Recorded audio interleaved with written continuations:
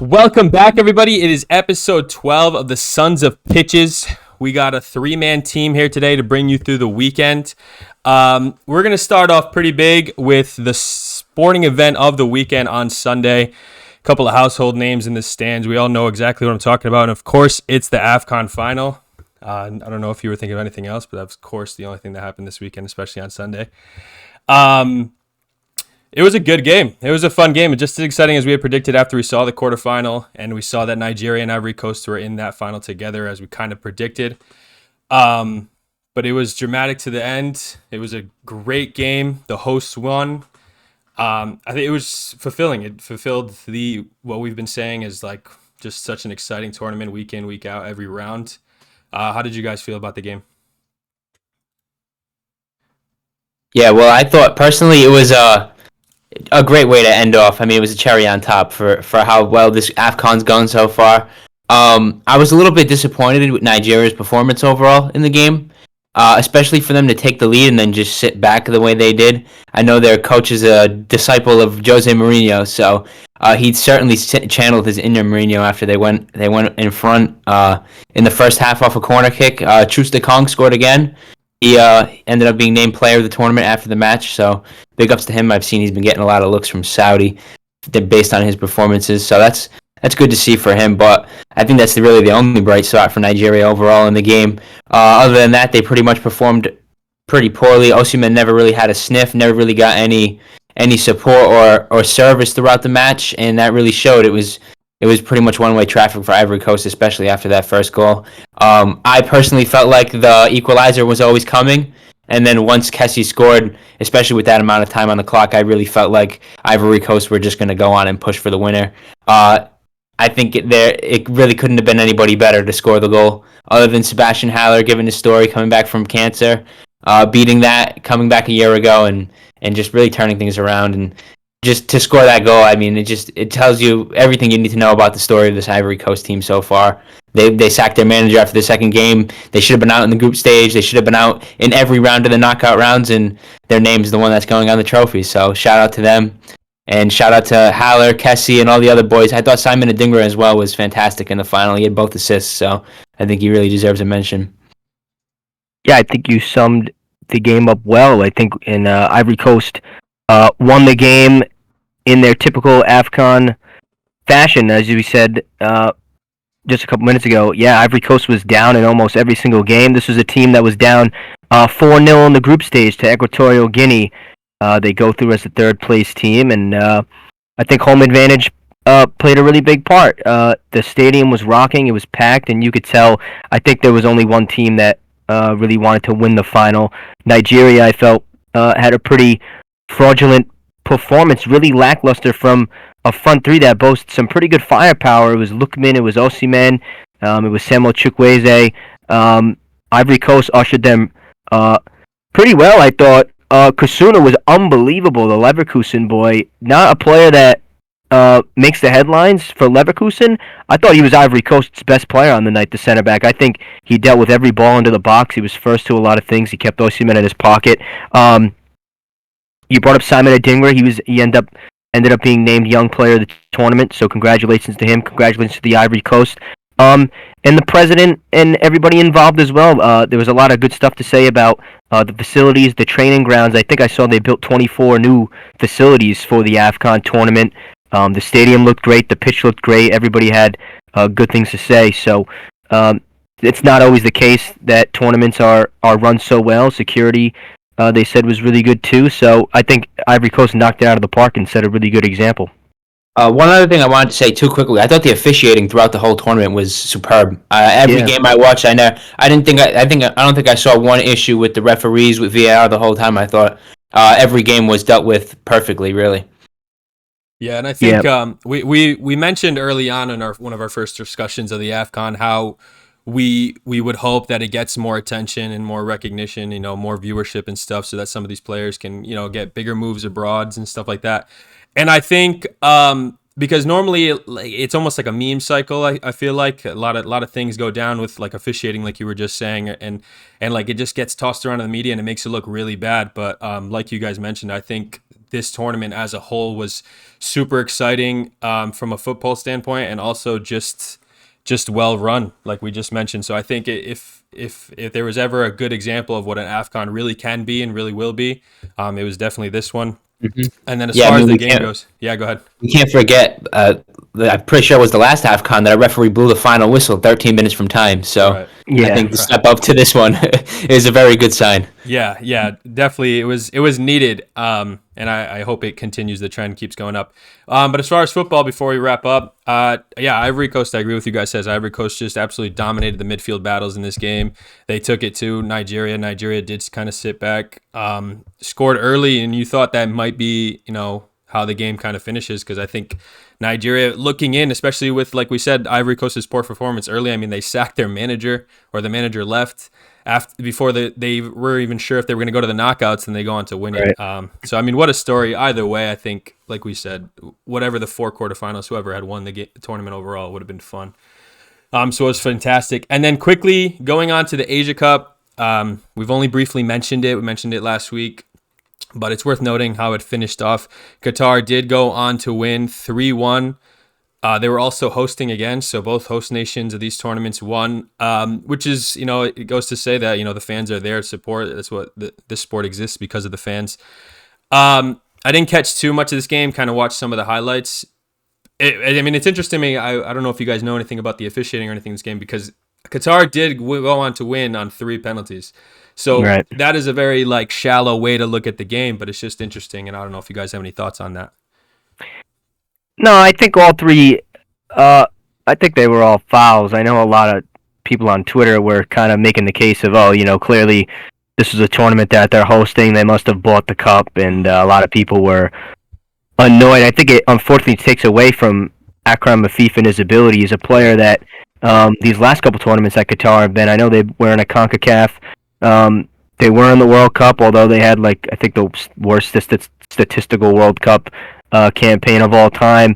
But they've lifted a trophy on their home soil, and I think he's a really good player. He's somebody that I'm kind of surprised hasn't made the move to a more televised or important league. But no, I mean, hats off to Qatar. The Asia Cup is no joke. I mean, there's some really good teams in there. The likes of South Korea. I'm a huge fan of Japan and some of the talent that they have as well. And even this Jordan team wasn't too bad. They obviously beat South Korea. They played them really well in the group stage as well. So yeah, hats off to Qatar. Yeah, the only thing I wanted to add was to build on Akram Afif. Like you said, he's a brilliant player. I've seen him play a few times now for the Qatar national team. Every time he plays, he catches my eye. He won the Golden Ball and the Golden Boot in the tournament. He had 8 goals and 3 assists throughout, which is just an incredible return in any tournament, regardless of the stature of what it is. So I think he deserves a spotlight for sure. Yeah, I mean, and there's always going to be haters, right? Once someone has success, I mean, we saw how much people talked about the number of penalties Argentina had in the World Cup. I mean, people always find something to argue about and something to make a big deal off of. So yeah, absolutely, I agree. I think Qatar, at the end of the day, were probably the best team in the tournament in terms of consistency through every game. So they right and out deserved it. But we will move to the Premier League, which will open quickly with the City game, because we do have a name that we were talking about every single week until he caught an injury. And he's back on the score sheet. Haaland, who scored 2 against Everton. City looking comfortable, like we've been saying. They're going to come back and fight for that title race, no matter how much people might have tried to put them out. Initial thoughts on that game, guys? How we felt? Yeah, a couple of things. First, KDB, he's contributed to a goal in every game since he's returned. That is absolutely ridiculous. I know we're recording today. It was Tuesday. City played today in the Champions League.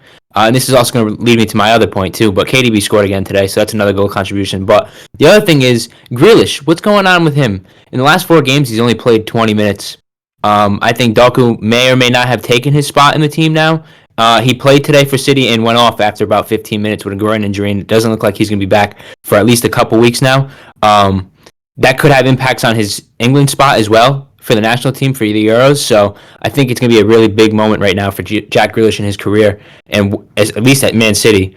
And yeah, I think overall it's just an expected result from City. I think the second goal is just, I feel like I've seen Haaland do that 5 or 6 times now, where he just is a one-on-one race with a defender and just bullies him to the side, absolutely tosses him to the ground like a rag doll. And Jared Braithwaite is no small man by any stretch of the imagination, and he just tosses him aside. So I think City are well and truly the favorites right now to go and win the Premier League title, in my opinion. Yeah, I agree. It was a pretty routine win, a win that is going to keep pressure on Liverpool, who also had a routine win. City obviously still have a game in hand. They're only 2 points down, so it's looking likely that they'll surpass Liverpool at some point. But with that, we might as well move to the Liverpool game. A routine win, but I think I was a little impressed. Personally, they got goals from Jota, Luis Diaz, and Darwin Nunez. It's always a welcome sign for any club, any supporter, to see every member of their front three on the score sheet. They have Salah back in training, and it looks as though the uncharacter win away at Arsenal last week isn't gonna derail the momentum in the wonderful start to the season that they've had. So I think it's a good sign for Liverpool, their ability to bounce back. I know it wasn't the toughest of fixtures, Burnley at home, but you never know, off the back of a result against Arsenal, a frustrating game with some pretty poor performances. Burnley probably felt like they could have pulled one over on Liverpool, but it just wasn't their day. Yeah, I think after this game, of course, it's an expected win, but with Liverpool slowly recovering all their missing talent from either injury or tournaments and the such, they're still banging on all fronts. Obviously, like, this front three is without their talisman Salah, and he's coming back, but like you said, they all banged in a goal, and they've been on form this whole time since he's been gone. So I think they're going to keep it interesting. I am with your opinion of, City still being favorites. But it remains to be seen, because if Liverpool can keep banging and then an uncharacteristic City loss to some team could see the title go to Anfield, but we'll just have to see from there. But yeah, a routine win from Liverpool there. Yeah, the only other thing I wanted to say too is I saw during the week, the end of the week last week, Liverpool were dealing with flu in the squad, and I think something like 10 or 11 players had come under the weather, and they didn't train at all the end of the week, maybe not Thursday or Friday. So I don't know, that definitely seemed like it had an effect on their start of the game. And the only other thing I thought was interesting was, I don't know if Alisson was involved in those players that were sick, but he was dropped for this game, and I really hope that doesn't have anything to do with the Arsenal game, because in my opinion, I don't think he was really at fault for either of those goals. So I thought that was a little bit interesting from Klopp, but who knows? Maybe it was just a precautionary thing, something to give him a little bit of rest. But other than that, it was a pretty typical result. I think Burnley probably could have gotten something more from this game. I think David Fofana will probably be kicking himself, missing a couple of those chances that he had overall. Mm-hmm. But a good win a good result for Liverpool to keep them in this race. To that point, it actually, I did look into it. According to FotMob, how accurate it is, I'm not sure, but it was both Alisson and Szoboszlai that were out with illness. So it looked like it must have been a forced change to that, or he was still recovering, maybe still not feeling under the weather. Another quick game before we get into some serious, intense ones that were good this weekend. Just a quick mention, Brentford. Ivan Toney, the man of the past few weeks in the media, did score, and where Brentford did win 2-0 at the Molineux against Wolves. We have been talking about how Wolves have been playing better. I don't think they played poorly in this game per se. But I think they were just outdone and didn't seize some of their own opportunities. But it was just worth mentioning that game, because obviously that has implications on where Wolves were hoping to climb a little bit on the table, and they were not able to do so this weekend. I feel like these two teams have played each other just about every other fucking week. It's getting a little bit ridiculous now between all the tournaments that they play in England. Mm-hmm. I think it's a good sign for Brentford that they finally got one over on Wolves. I think they've beaten them the last 3 games in a row. Nathan Collins has had a couple of nightmares against the Wolves, so it's good to see Brentford get a result and get themselves moving up the table. Yeah, absolutely. But into an exciting game of the weekend, one that I thought was actually really, really good, and I think the final result might not have fully been just to how the game went, but Tottenham pulled a late winner against Brighton that late winner coming from the introduction of Son, who assisted the goal, who obviously they've been missing. We've been mentioning week in, week out that they've been missing him, and as soon as he stepped on the pitch, he made a difference. But I thought Brighton played really well this game. I almost think they were a bit unfortunate.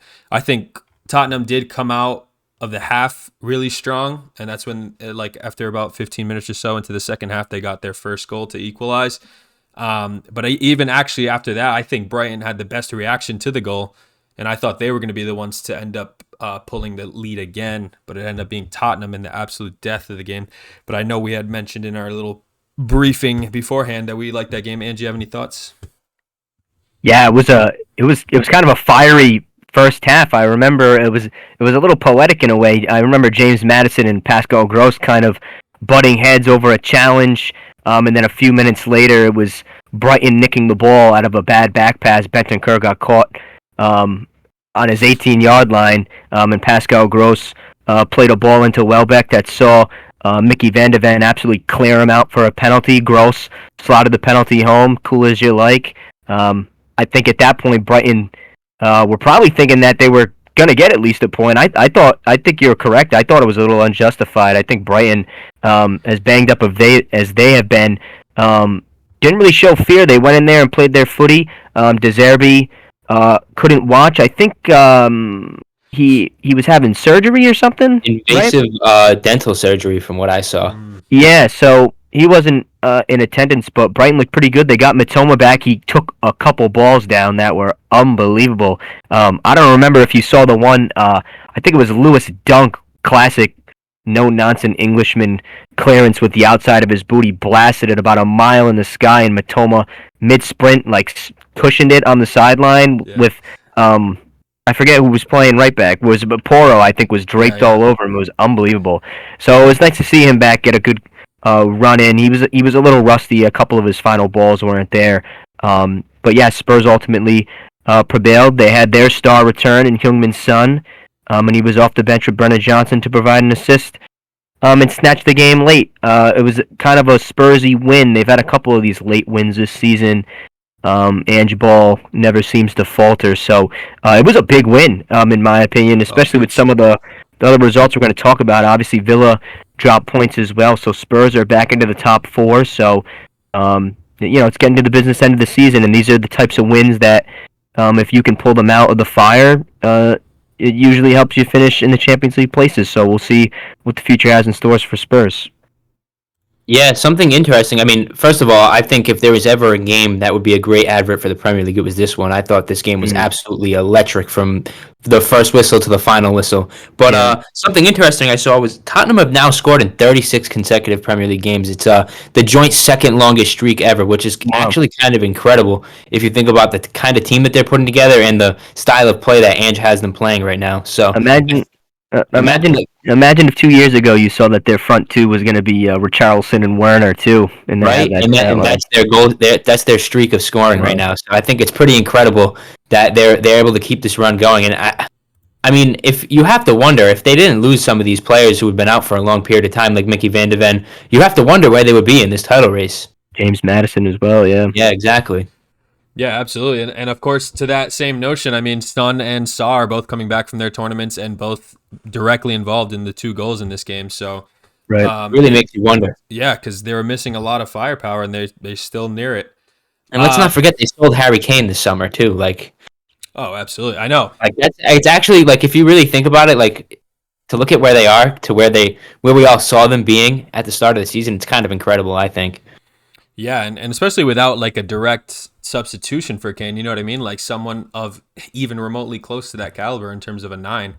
Yeah, it's crazy. I did want to mention, Ange was talking about Mitoma. I made that claim last week that you guys were not so happy with completely, but I think despite, like you said, Ange, he was a little rusty in his final third and passing it clinically. But I think he had a lot to do with Brighton's buildup. I mean, they looked like a whole different team, and he was the focal point of everything going forward. So I guess there's a little justification to what I said. It might have been too much, but nah, you were right. And people were making the joke too on Twitter, asking, where is Mitoma? He hasn't done much, and everyone was saying, every defender in the Premier League must have went and read his thesis on how he's able to beat defenders so easily off the dribble. which I thought was pretty funny too. Yeah. Another huge game had the home fans leaving at halftime. Arsenal smoked West Ham 6-0. I mean, unreal. That was just an unreal game and an unreal scoreline. How did you guys feel about that game? Yeah, there was a fire drill at the London Stadium this weekend. It's kind of funny, I thought, because the West Ham Twitter page after they beat Arsenal at the Emirates posted that there was a fire drill at the Emirates in like the 87th minute, and then everyone was tweeting at halftime that there was a fire drill at the London Stadium. But I mean, Arsenal absolutely abolished this fucking West Ham team. I mean, West Ham didn't even show up. Actually, let me correct myself. I thought West Ham played really well for the first 15 to 20 minutes of this game. If you had just watched that 15, 20 minutes of this game, you would have never in your life thought that they were going to concede 6 in the next 70 to 60 minutes of this game. But they got absolutely blown off the field in about 30 minutes. Their defending was shocking from set pieces. That also is to the fact that Arsenal have some absolute threats when they play any ball into the box in Saliba and Gabriel. I feel like every time they put a ball into the box, no matter what team it is, they're always looking at a chance to score. And they did it twice. Both Saliba and Gabriel got on the score sheet. And Declan Rice scored an absolute fucking worldie in this game. I think it was kind of a nice touch that he didn't celebrate, but there was no West Ham fans really in the stand for him to not celebrate too. So I really don't know what the point was there. But overall, I mean, if Arsenal weren't absolutely ecstatic after the result they got last week, they should be utterly thrilled with this one. I mean, to play this game after they were actually pretty poor against West Ham the first time they played them this season, and to come back and smoke them off the park, I think it's a great result. Yeah, it looks like the 3-1 win last week at the Emirates over Liverpool actually is going to kickstart kind of a second wind of this season. It's not like Arsenal were ever too far off the mark. Now they're obviously only 2 points off Liverpool, who sit in first place. Declan Rice looked great. I agree. I think he's really living up to the price tag. I can't imagine it's easy to down that Arsenal badge when they purchase you for what was it, like 600 million, whatever they paid. And the other thing I want to say, I think David Moyes' career is probably done. At this point, it's a West Ham side who haven't won in 7 games. They've shipped 9 goals in the last 2 and haven't scored. I know they play United and Arsenal in the 2, but they just haven't shown any signs of life. I'll be a little lenient. They are without Paquetá, who I feel like was kind of a key in their attack. Mikel Antonio hasn't really done anything these days, and Bowen's kind of playing as a makeshift 9. I just don't know the direction that West Ham are going. It seems like they didn't really have a plan after the sale of Declan Rice. I know they brought in Edson Alvarez and Kudus, and maybe Declan Rice left a hole that takes more than just 2 players to fill, but they have a little bit of an easier run coming up, West Ham, but I mean, if they don't win against Forest or Brentford, I think Moyes should probably get the sack, in my opinion. They're not even really that far out of the European race. If you look at things, I mean, they're level on points with Newcastle, which I think, just to even say that in a sentence, is kind of eyebrow-raising. It was to me when I looked at the table before recording, trying to gather some notes. So we'll see what the plan is. But as of right now, it looks like there is no plan for West Ham. Yeah, I think I think Arsenal answered a couple of questions and made some statements with this game too. Obviously, coming off Liverpool game last week as well, but Saka having a brace, he's been coming under low scrutiny. I think Trossard getting the start in this game. Obviously, Gabi Jesus being injured. We've talked about in the group chat as well as a couple times mentioned it on here that we think Trossard should be getting more minutes. I think he's one of the more like threatening Arsenal players sometimes, especially even when they're not playing well. But yeah, I have to agree. I think Declan Rice played out of his mind in this game. I don't know if he was just extra motivated, probably something along those lines. Odegaard had a great game too. But just an overall solid performance. And I think... I wanted to say, actually, you brought up Trossard at the false line. I feel like Arsenal's attack almost flows better when he plays there instead of Jesus. I don't know if it's because Jesus holds up the ball a little bit more and takes a little bit more time. But I don't know, something about the way Trossard played in the false nine, at least in this West Ham game, I felt like he just suited that role a bit better. Yeah, I mean, I'm not sure what it is. I don't know. I think he's just a class player. I think he puts a lot in more effort. I think Gabi Jesus can almost be a little maybe lazy is not the word, but almost like timid, I guess. I don't know. But I think Trossard really just gets in there, and I think that's super important, especially with like you have flair players in Saka and Martinelli. That's not someone who's going to dig Yeah, in and tackle you just need typically. somebody who's going to finish. Right. But yeah, overall good game, and then of course only like Ange said, only 2 points behind the title. So I mean, if one of these teams drops points in a random game, I mean it opens the title wide open, and we could see a really good ending to this Premier League, which normally we see a lot of City dominance. So it's a little fresh, breath of fresh air for Premier League fans. But if we have no other thoughts, we had another big game this weekend. United took Aston Villa to the cleaners with 2-1 victory. It was a good game. United still on that upward trend. We had been on and off about whether or not they'd start dipping again. I know Isaac last week had talked about how United typically on this wave of form, and they may be on the way back down. But I mean, Villa, obviously they're still in that top 5. We've talked about they've slowed down a bit, but still it's still a big win for United, especially a team that's trying to gain confidence. How did you guys feel about this one? It was a huge win, in my opinion. I know now they are still 5 points off of 5th place Villa, who they did beat, but this was a big game. I mean, I think this Aston Villa team isn't a joke. I know that we had kind of predicted that they'd fall out of the top 4, and it seems like they're kind of proving us right. I don't want to claim that Manchester United are fully back yet. But they're almost there. It's 2 massive results that they've had in recent weeks against Villa for their confidence. So I think it was great to see. I know we were talking last week about Ten Hag and some of his selections. It seems like he has his set 11 now. They do have pretty much their full strength 11. Everybody's back. It seems like the Casemiro-Kobbie Mainoo duo is going to grow stronger and stronger the more minutes they play. And Rasmus Højlund scored again. So really everything that, if you're a United fan, I think you'd want to see out of the team right now. Yeah, a lot of things are clicking. Scott McTominay keeps coming off the bench and keeps scoring when they need it in important games, no matter how much Pat dislikes him. But he is getting the business done when he gets those minutes at the end of the game. And yeah, I agree. Like we mentioned it last week that this is probably United's best 11, and they've been waiting to get it on the field and waited to get them all on the field on form at the same time. So yeah, it means to be seen if they can hold on to it. But as far as things look right now, I think they're on the up. If they can keep gathering points and maybe Villa keep dropping them, they can hopefully squeeze into that Europa League spot and maybe even edge out a Tottenham if Tottenham can't maintain the form that we've been talking about. So we'll see. There's room for United to keep moving up. They just got to keep playing. Yeah, definitely. I think it's another great result for United.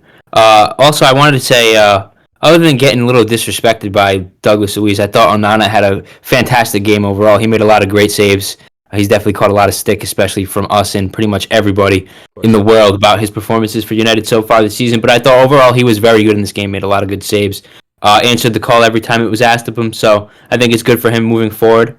And for Villa, they suffered a huge loss in this game. Boubacar Kamara looks like a very bad ACL tear. He's going to be out for the rest of the season and the Euros. So big loss for him and for France and for Aston Villa. He's been someone I've enjoyed watching so far this season. Doesn't really get a lot of headlines just because he's not really someone who does the outrageous, but he does everything right. He always gets stuck in to make the tackles in that defensive midfield role. He moves the ball well. He facilitates the midfield role exactly how Unai Emery wants him to. And he's Douglas Luiz's partner in crime, really, in the midfield. So it's going to be a big loss for Villa moving forward. Yeah, Boubacar Kamara. We had talked about him 2 years ago when he was making that free transfer. I know me and Ange had a private conversation about it. We talked about it in the group chat.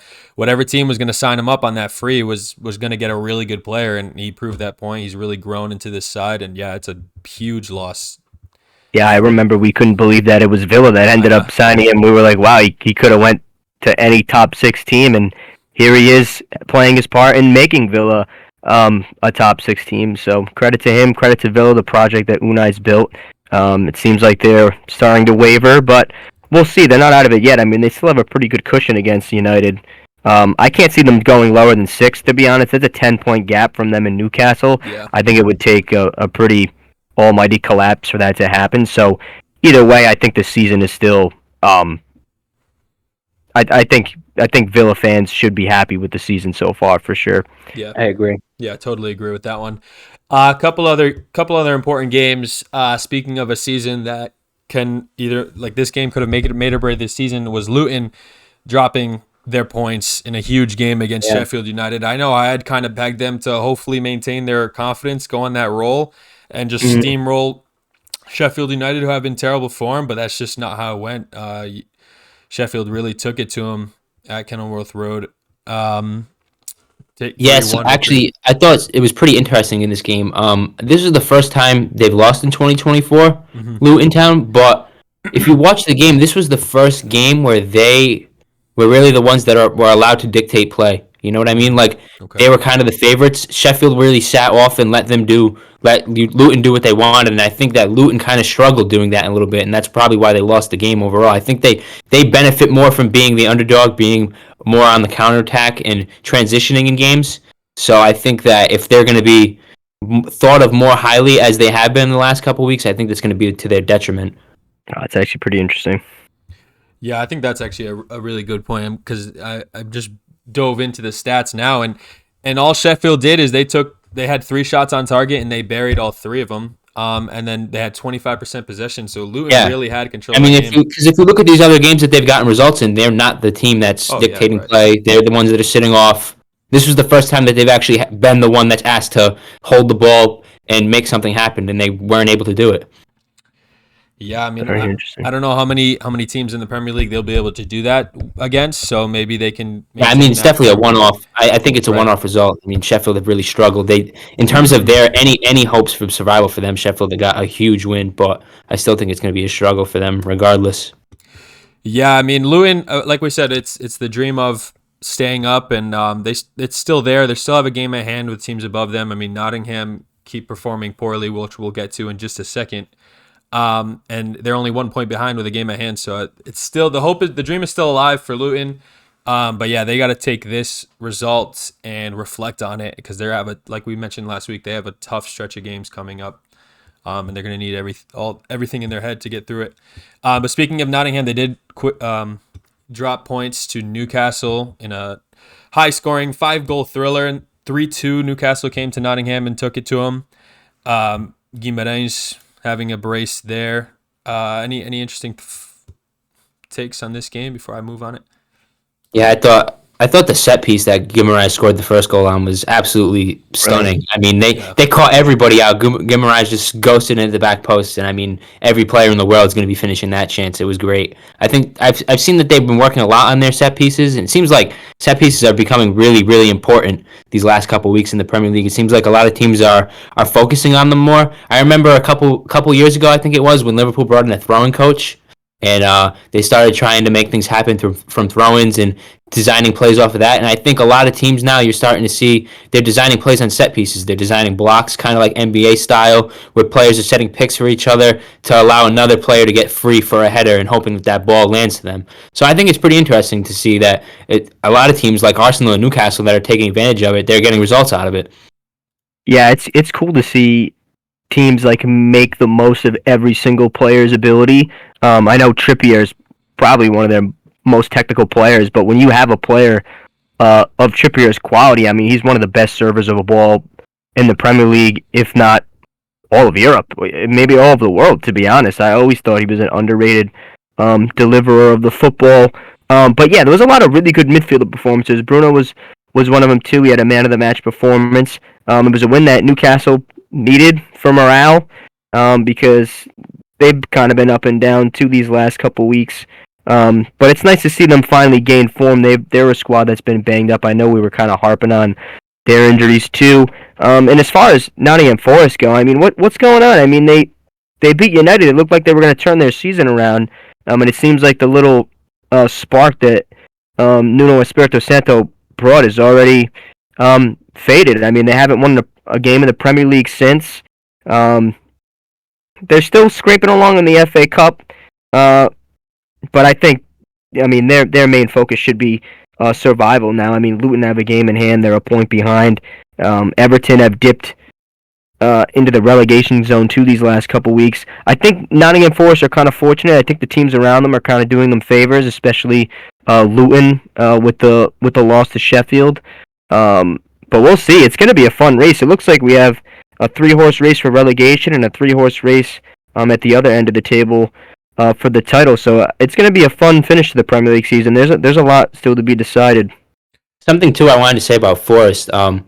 Since Nuno's taken over, I got to be honest. I don't really think they've played badly in the games that I've seen them play. It just seems like they're really getting undone by individual errors. I mean, some of the mistakes I've been seeing some of these players make defensively is just shocking at this level, to be quite honest with you. And I don't really think you could put that too much on Nuno. Yeah, and it makes sense, not to cut you off, but it's a team that, I mean, I remember a summer or two ago where they signed something like 20 players, and it's kind of what you see with Chelsea. I mean, there's never really a set 11. They're on like their 5th goalkeeper this season. They bring in Sells from Strasbourg in Liga. He's already shipped 3 goals in his first game, so he must not be enjoying life in the Premier League so far. I wonder about the communication between him and the back line. And I mean, now what do? I mean, you bring in the goalkeeper that you're hoping can get a little confidence and have performance. Hopefully his head doesn't dip, because I don't know who they're even going to stick in goal. I mean, yeah, Matt Turner's been shocking. Vakadimos hasn't been anything too exciting to write home about either. So, yeah, I mean, they have a lot of question marks that they need answered for sure. Yeah, I think Nottingham, it's a puzzle where the pieces just don't fit right. I mean, like, you guys both took the words out of my mouth. Like, they haven't necessarily getting smoked in these games. They've all been close. I actually think the only 3 games they've lost have all been by 1 goal, and then they drew since that United game. And it just seems like they're not bad. They just can't get over the line. They can't make those final little things click together. A lot of lapse in concentration. Yeah, and then like we said, we had predicted bad things for them when they went and sold the entire team essentially that promoted them, right, and then just brought in a whole new club. I mean, that's not what you do. You know, you don't get a bunch of money coming to the Premier League and just clean your hands and start fresh. It just doesn't make any sense. So I think there's a lot of kinks to work out. If they stay up, which I think there's a lot of room for them to stay up. They certainly have the quality as well. Yeah, they'll have the quality. They just really need to get all those kinks ironed out and make it really work, flow. But speaking of another team that just can't get the pieces to fit together, one of the last games we're going to talk about this weekend were Chelsea, where they're doing their best recent history United impression, where they're losing and then winning and then losing again, but did win this weekend against Crystal Palace, who obviously we've highlighted as just being in a really poor form. Roy Hodgson probably on his way out. Roy Hodgson, I should say. But Gallagher did get a brace, and Cole Palmer with a brace of assists, and then Enzo scoring. So speaking of bringing people in, I mean, those are some of their big marquee signings of these past couple of windows, and they're getting on the score sheet and getting a result for them. So it's interesting. I don't know if we have any thoughts on that before we move, but yeah, I could be quite honest with you. I thought Chelsea played like ass in the first half of this game. Yeah. They were losing at halftime. Jefferson Lerma scored an absolute screamer in the first half. But yeah, they didn't deserve to be winning, Chelsea, in the first half. They deserved to be behind. I felt like they played better in the second half, but I think 3-1 is definitely a flattering scoreline for them. I think it's just down to the fact that Crystal Palace kind of just crumble, it seems like, in the second half of games, especially when they have Noah Elise and Eze on the field. They definitely lack a huge spark in attack, and if they're not going to do something outrageous from another player like Lerma and score a wonder goal, they really probably aren't going to score at all. So I think Chelsea on the day got pretty lucky. I think if they played anybody else, they'd probably lose. Yeah, I kind of agree, to be honest. I mean, Palace are in a bit of a rut. I think Jean-Philippe Mateta is like the worst striker I've ever seen play football. He's terrible. His link-up play sucks. He's clunky. He never seems to weight the ball correctly. Lerma's been a serviceable Premier League center midfielder. But I mean, Crystal Palace are kind of going for it. They signed Adam Wharton. I think the fee was $18 million. Apparently, he's pretty highly touted from the Championship. He didn't really make an impression on the game today, but I didn't really think. Or yesterday, rather, but I didn't think he looked out of place. But yeah, there's just really nothing exciting at all about this Crystal Palace team. They lose again. I think just like David Moyes, that Roy Hodgson's time is probably coming to an end. And I'm actually going to be a little positive about Chelsea. I actually want to big up Pochettino. I think whatever he said, at least he's shown an ability that he can semi-galvanize the squad. It was looking like it wasn't going to go that way. There was some technical issues with the referees, and I know it took about like 10 to 15 minutes for the second half.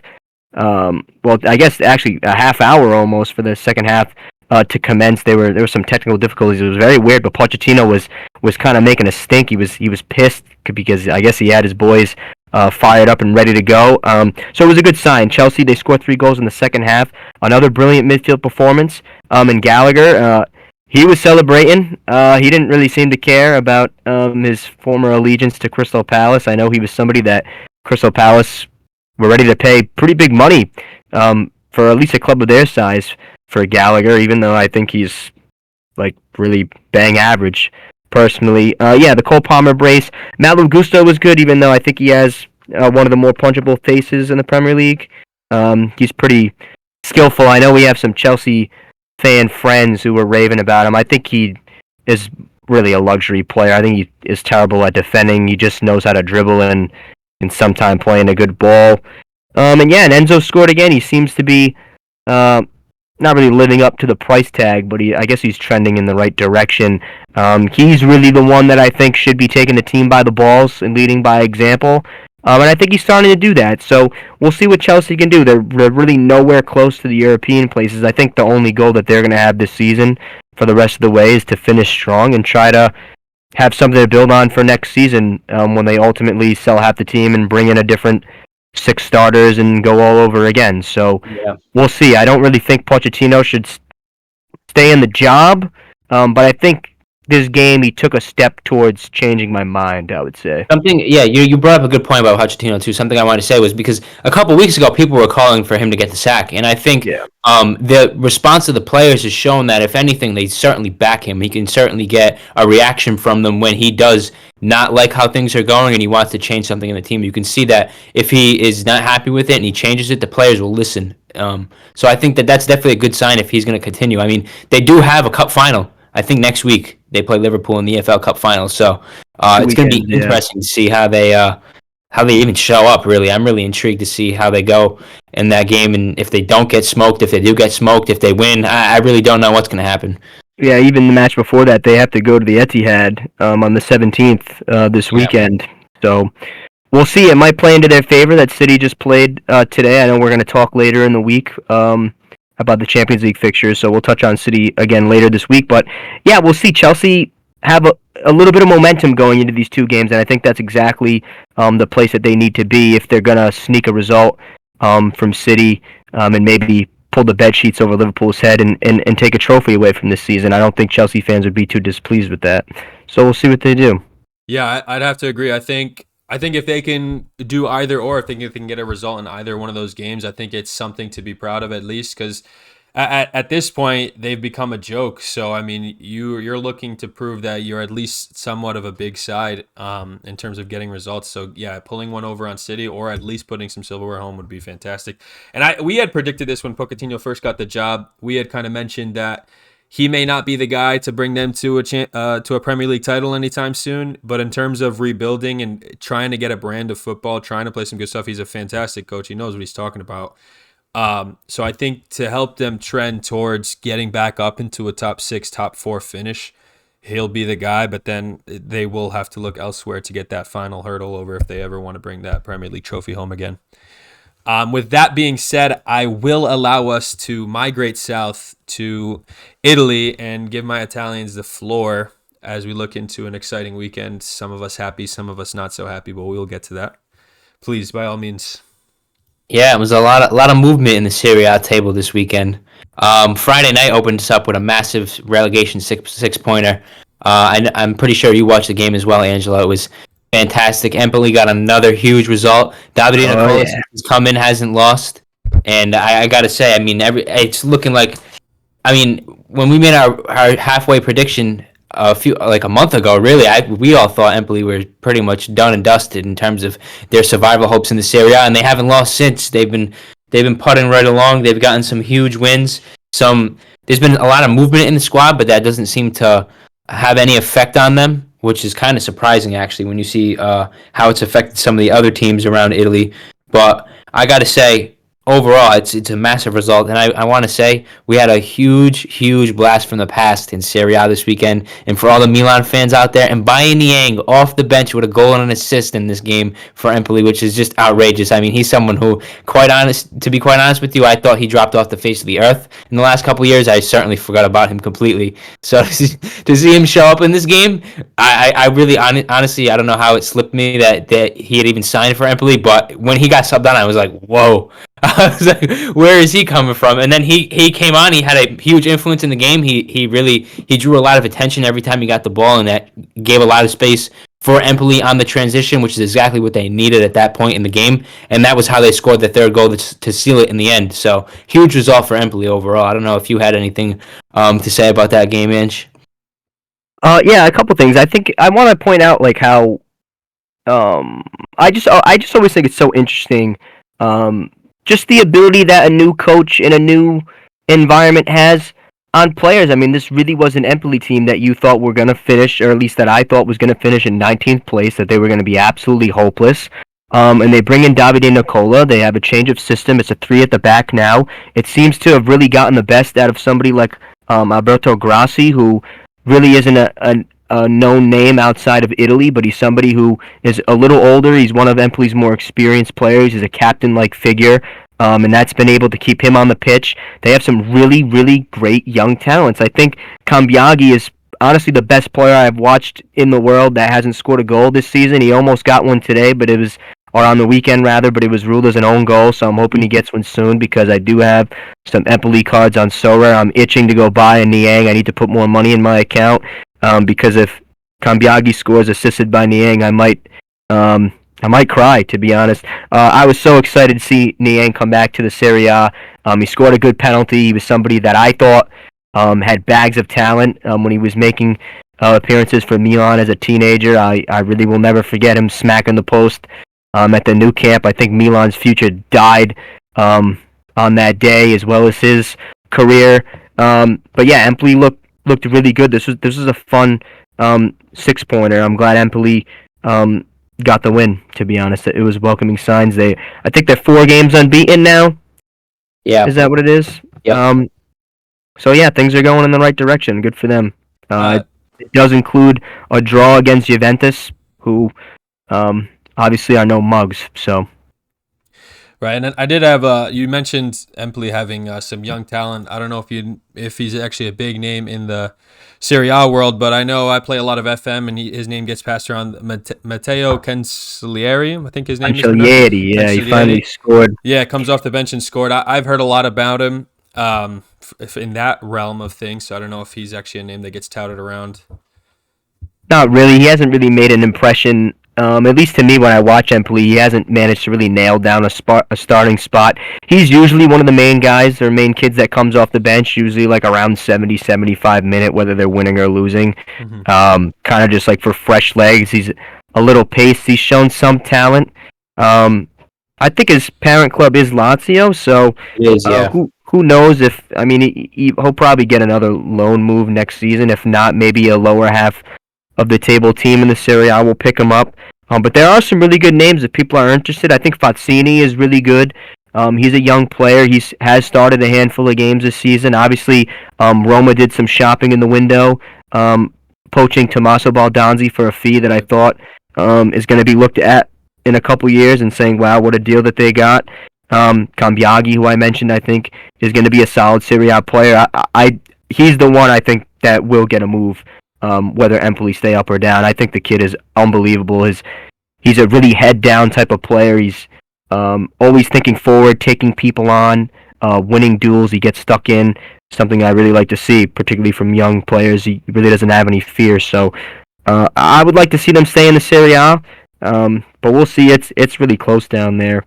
I know we're going to talk about some other results coming up, too, for some teams. We might as well move to Cagliari, who are down there, one of the bottom feeders. They've been terrible. They were terrible again. They conceded Ciro Immobile's 200th Serie A goal. I think he's one of... How many is it? Not many, like 3 or 4. 3 or 4 players, I think, in the Serie A history. Somebody who's... He's the fastest to do it in the modern era, too, which is actually kind of crazy. Yeah, considering the strikers he's up there with. yeah, he's a player who a lot of people don't like, to be I honest. know. I like Ciro Immobile. I know Gianluca doesn't. He is a Lazio player. I know my dad never wants to watch Italy when Ciro Immobile is leading the line, but I think he makes good runs. He's a hard player. He keeps his head down. He's always had a good finish. This season's probably been one of the worst ones of his career, but it was a nice sign, to be honest, for someone who's been a lifelong Serie A fan to see Immobile eclipse that. It kind of blows my mind. I remember when he was making his way through Torino, I want to say in like 2014 with Alessio Cerci. They both made the team of the season in FIFA, and I thought, wow, this Torino team's kind of nice. Then he went to Dortmund, he went to Sevilla, he sucked. But yeah, he's come back to Lazio. He might end up is he Lazio's top scorer? I think so. Yeah. I think he is. So he has a number of really good records. He's had a couple 30-plus goal seasons too in the Serie A, so that was cool to see. Lazio gained 3 points. They weren't the only team that gained 3 points. It seemed like everybody around Roma won. Bologna won. Atalanta won. Fiorentina won, all by 3-plus goals. The Serie A is getting interesting. The top 4 race is kind of nuts. I didn't have too many takeaways from Atalanta, Fiorentina, Bologna. I thought they beat teams that they should be beating, that they should expect to beat. Maybe not in the fashion that one they beat takeaway, them. actually. One takeaway let's from the hear it. Atalanta game. You guys are so dumb for We're letting not CDK go No, and we're for not. putting that fee in that loan. I think that fee is egregious, to be quite honest with you.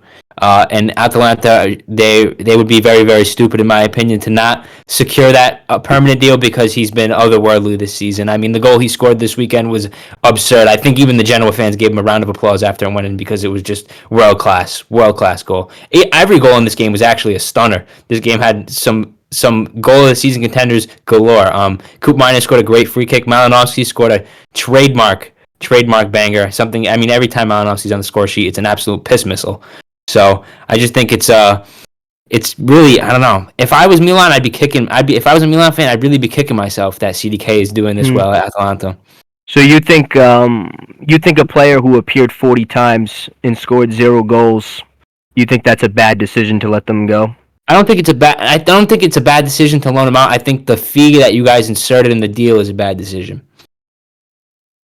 I mean, that's fair, but I think it was no secret that CDK was a flop at Milan. Don't get me wrong, he was somebody who I believed in. I donned the nickname of Prince Charles for him. He was kind of a player like Adley. I was kind of begging for him to get a run of games. He did get a run of games for a little bit, and it just never really panned out. What I will say, if there is blame, it's probably to Pioli. I think Pioli didn't really implement him well. CDK has actually come out a number of times, especially these past couple games. He's been getting the question, Charles, like, what is it? Like, why now are you playing so well? If you ask me, I think he's a player that plays better in black and blue than black and red. Certainly, he was unbelievable at Club Brugge. I think maybe his next move will be to Inter. That'll be great. But yeah, he kind of has come out a couple times and said, I actually get to play in my preferred position here, which is true. I mean, CDK was kind of operating in the role that Pulisic is in now, and when you think of CDK and you think of Pulisic, those are two players, in my opinion, that have very different qualities. CDK is not going to pick up the ball from deep, turn, drop his shoulder, and run 35, 40 yards and beat 3 players with the ball at his feet for pace. I mean, he's just not that type of player. He operates well as a second striker. He never really got a run of games next to somebody like Giroud, where he could play right off of him or play balls into Giroud's feet. So I think if there's any blame to place, it's probably on Pioli. But by no means am I upset to see CDK doing well. He was somebody that I actually have kind of been rooting from behind the glass, to be honest. I think the resurgence he's made in his career is certainly welcome. He's still very young. I think he's 22? 22, yeah, I'm looking right now. So, I mean, it's a great start to his life at Atalanta. I hope he stays in the Serie A because I think he's a good talent. But that was a good point that you brought up. But with that, we may as well move. Should we talk about the Milan game or should we talk about Roma first? Let's do Milan first. Yeah, we'll save. I gotta be honest. I mean, I don't have too many takeaways from the Milan game myself. Personally, I thought it was a boring game overall. No, in the grand scheme of things. Something for me. I mean, it was on the same time as the AFCON. I was watching both games at the same time, and maybe that is why I thought it was not so intriguing. But other than the moment between Leao and Teo in the first half, I mean, there wasn't really too much I thought to take away from this game. I mean, it was a result that going into the weekend I expected, and it's exactly what happened. So I don't know. I would like to hear what you have to say because my overall takeaway was boring game, Milan win, expected result. I was actually pretty encouraged. I know Napoli are a team that have been struggling recently, but these are the reigning Serie A champions. They're almost back to full strength. I know they didn't have Osimhen. They've been trying to play this makeshift three at the back system with Mazzari. I think Mazzari has gained more or less points than Rudy Garcia gained in his time at the club. So it's a Napoli team that is certainly in turmoil, similar to Roma. Everybody else above them won. And I just really don't know where they go. I mean, they tried to deploy Kivica in the second striker role in behind Giovanni Simeone, who missed a gilt-edged chance. Two of them kind of in the game. One of them a pass into the box. He was on the 6-yard line. He smacked the post. I think he should have scored personally. And there was another chance too. We had a bad giveaway. I think it was Benacer got caught on the ball, and I mean Simeone had a chance from 20 yards to put a ball on target, and he didn't really make Magnan sweat. I think Napoli had a couple of chances where they could have scored. I was kind of nervous the last 15 minutes of the game. It felt like, yeah, I can't believe you said it was boring. It was. I thought it was pretty back and forth at the end of the game. I mean, Dad was down here with me watching the game, and I almost like didn't. I was like afraid to talk. I didn't want to jinx anything. It felt like there was going to be one bad bounce that fell to a Napoli player and they'd stick it in the net, and it felt similar for Milan as well. I was waiting for kind of a scrappy goal to be scored to be the decider. You brought up the magic moment between Theo Hernandez and Leao. It's something that has been keeping Milan's season afloat, and I want to tell all these Milan fans on Twitter talking about, Leao doesn't do this, that, to just shut up. I mean, I think you guys are all stupid. I think Leao has been unbelievable. Leao is contributing to this team without goals. I'm going to ask a question to you guys. I want you to guess how many shots on target you think Rafael Leao has this season. In every game? All games that he's played in the Serie A season so far. How many shots on target do you think he has? 14. 10. It's only 10 shots on target. I think that speaks a lot. I think he's up to 7 assists on the season. He's a winger. Scored. Single digits. I can check. One thing I do want to say about Leao, his finishing is. I don't know if it's his decision making. That's a little questionable. He should have scored. He had that chance where he cut in. Same thing. There's a couple chances where he takes on 3-4 guys, makes them all miss with ease, and then he just makes the pass instead of shoots, or shoots instead of passes, misses the net completely. So that's the only thing I think I could knock Leao. But other than that, I mean, if I had Leao on my team, I certainly wouldn't be complaining. That's for sure.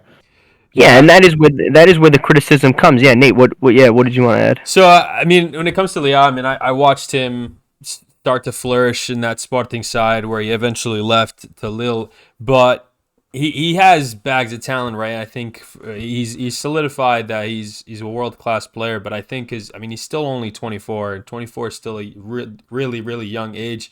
He still needs a lot more game experience. I think that's one of his weakest points, is just decisions and making choices. But it's funny you mentioned that he doesn't have a lot of shots and he has more assists. It's almost like he's playing to that narrative I think I mentioned a couple weeks ago, where he had that interview where if he was more of a selfish player, he would have X number of goals. Right. And it seems like he just keeps playing to that, which, maybe that's a positive thing or a negative thing. Maybe he's focusing too much on just trying to pass instead of shoot.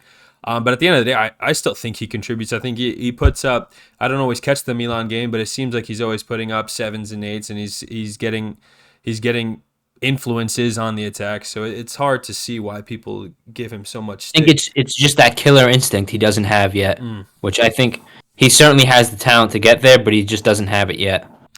I think that'll come with time and age and experience. Yeah, I agree. Yeah, he definitely has the caliber to get there.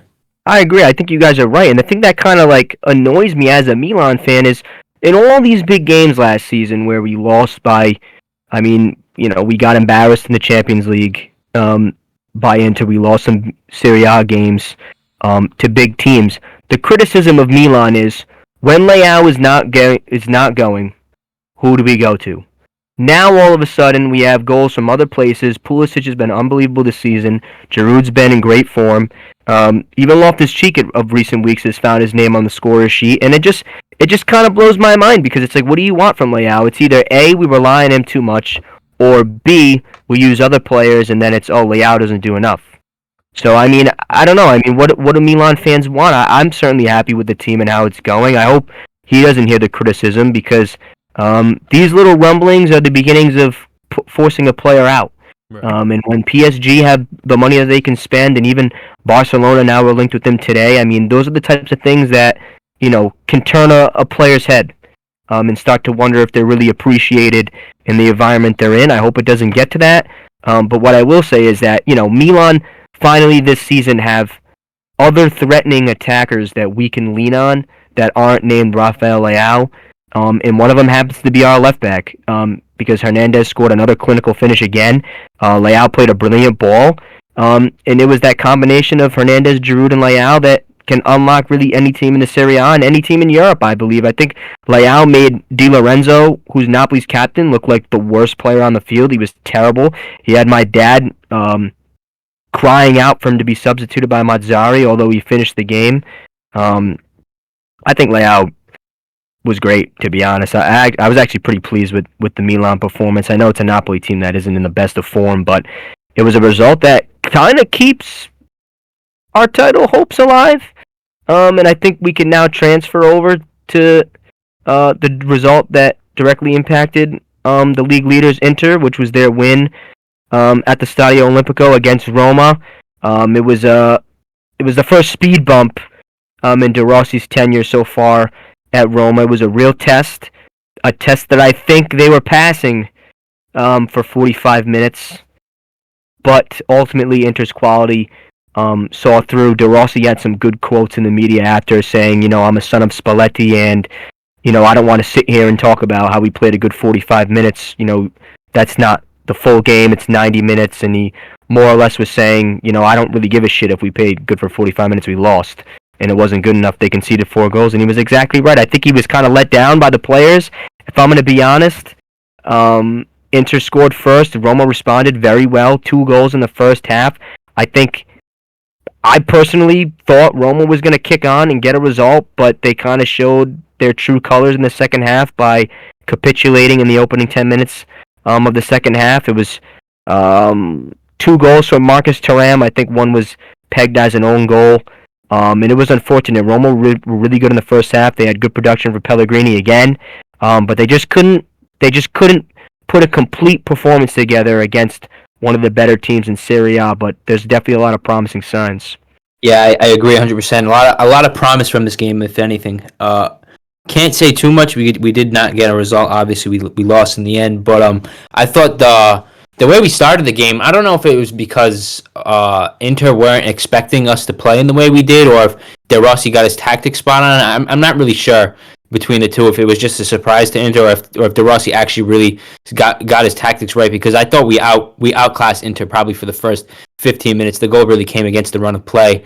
Yeah, and really, honestly, the whole first 45, we were definitely the better side. I thought we had the better chances.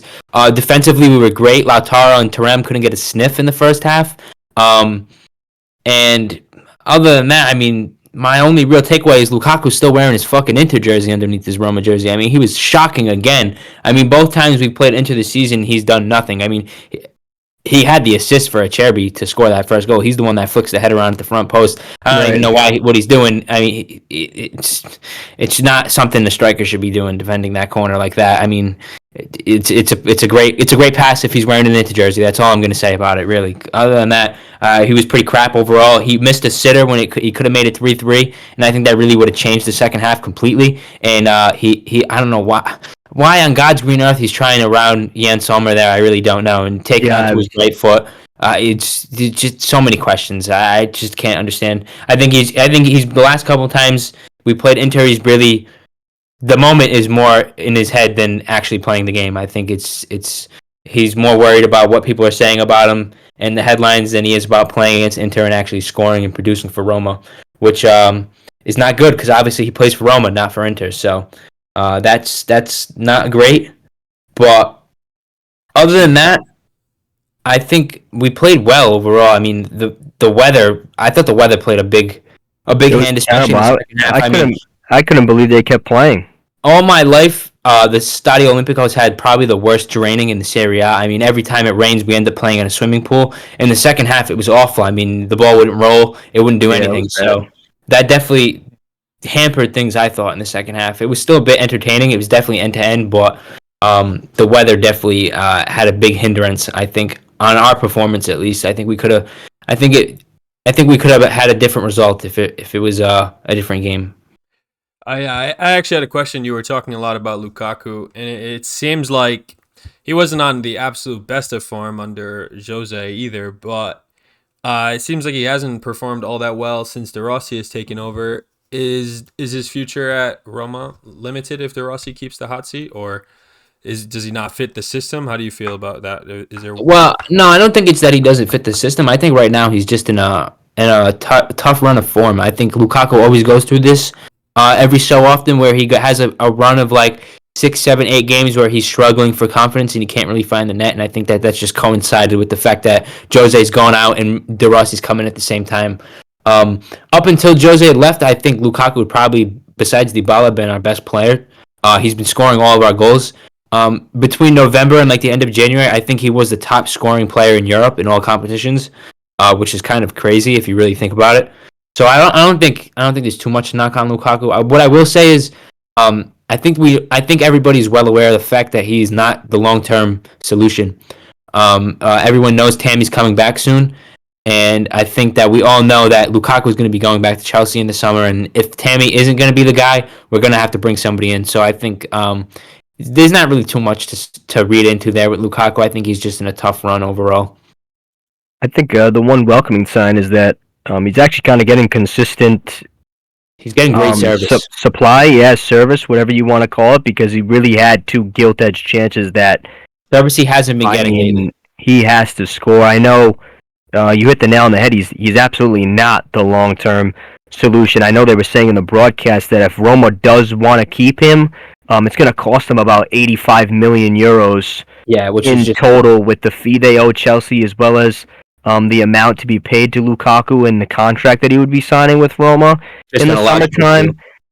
I think there's 85 million that A, Roma don't have, and B, if they were going to spend 85 million, there's other places they could spend it. They could probably bring in 2 quality strikers for the price of 85 million these days. So we'll see. The only other thing I want to say off the back of the question is, you look at the recruitment of somebody like Inter bringing in Thuram on a free. I mean, I just don't know when they're going to slow down. I've been kind of frustrated watching Inter the last couple weeks because, in my opinion, their goal against Fiorentina in the 1-0 win shouldn't have stood. I thought Lautaro punched the Fiorentina defender in the face, but the goal stood.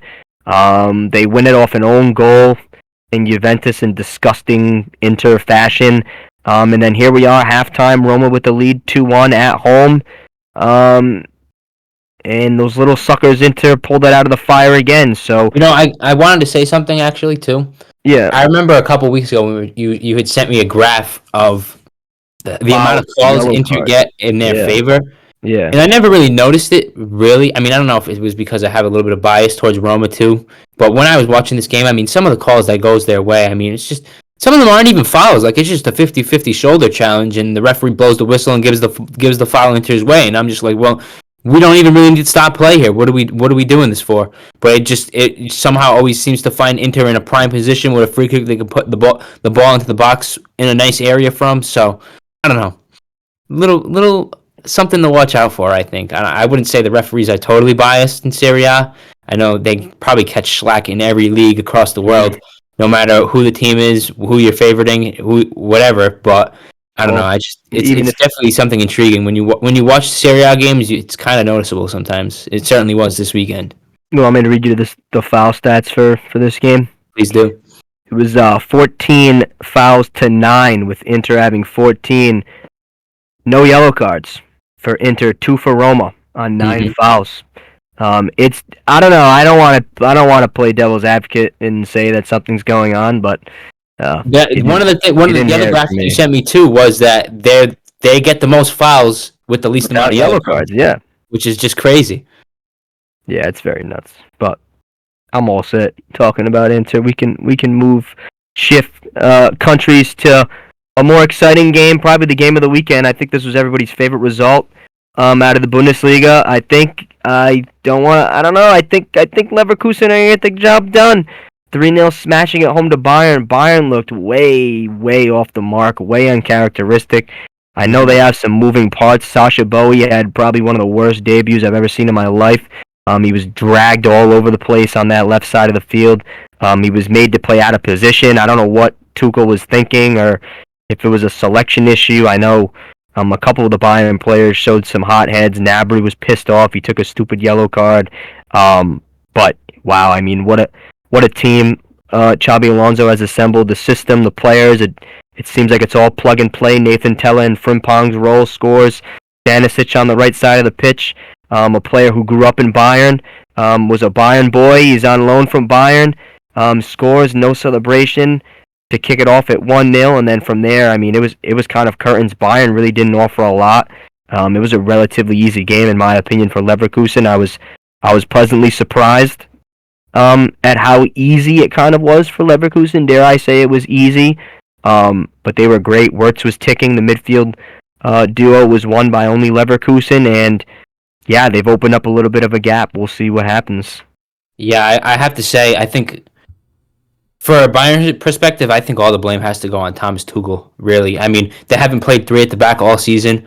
Very weird. In the most important game of the season, you change your entire system completely. You throw on Sasha Bowie to make his debut in a position that he's not comfortable in playing in, and you could see that because every time he got the ball, he was looking to go back onto his right foot, which is just obviously you don't want to be doing when you're playing down that left side. When you're going up against in the second half the likes of Frimpong already, anyways, just that's got to be a nightmare for someone making their debut, especially in a game of that importance too. I lied, Well, actually. It was Bowie that took the yellow card. Yeah, I remember it being a stupid challenge. That was my mistake. Yeah, he was awful. he had a terrible game, and I think that I can't really blame him because I think that's on Tuchel. Like, how can you introduce him in this game of all games? I think that there's a lot of questions to be asked there, and that I think that the system that they set up really like affected everything they tried to do. They didn't look comfortable defensively. They looked outnumbered in the midfield. Attacking wise, they offered nothing. Harry Kane had 7 touches of the ball in the first half. He touched the ball 18 times altogether in the game. I mean, the guy's the Bundesliga leading scorer. How are you not giving him the ball? Even if you just kick it long, try to get it to him. Something. I mean, they really didn't offer anything in this game, and I think. Maybe that's credit to the fact that Xabi Alonso really is building a reputation now. I mean, if Thomas Tuchel felt that he needed to match his system, player for player and man for man, I think that really says a lot about the aura around Xabi Alonso and this Leverkusen team right now. Yeah, I mean, go deeper. If Thomas Tuchel, if it wasn't to match Xabi, he just wanted to play a 3-back or whatever it might be. He has Rafael Guerreiro in his pocket to play a left wingback position, which is his most natural position. Yeah, he's been playing in center mid. I think a couple of games ago he played at right back, but that's his most natural position where he'll flourish the most. And you decide to play someone extremely out of position to introduce them into your side.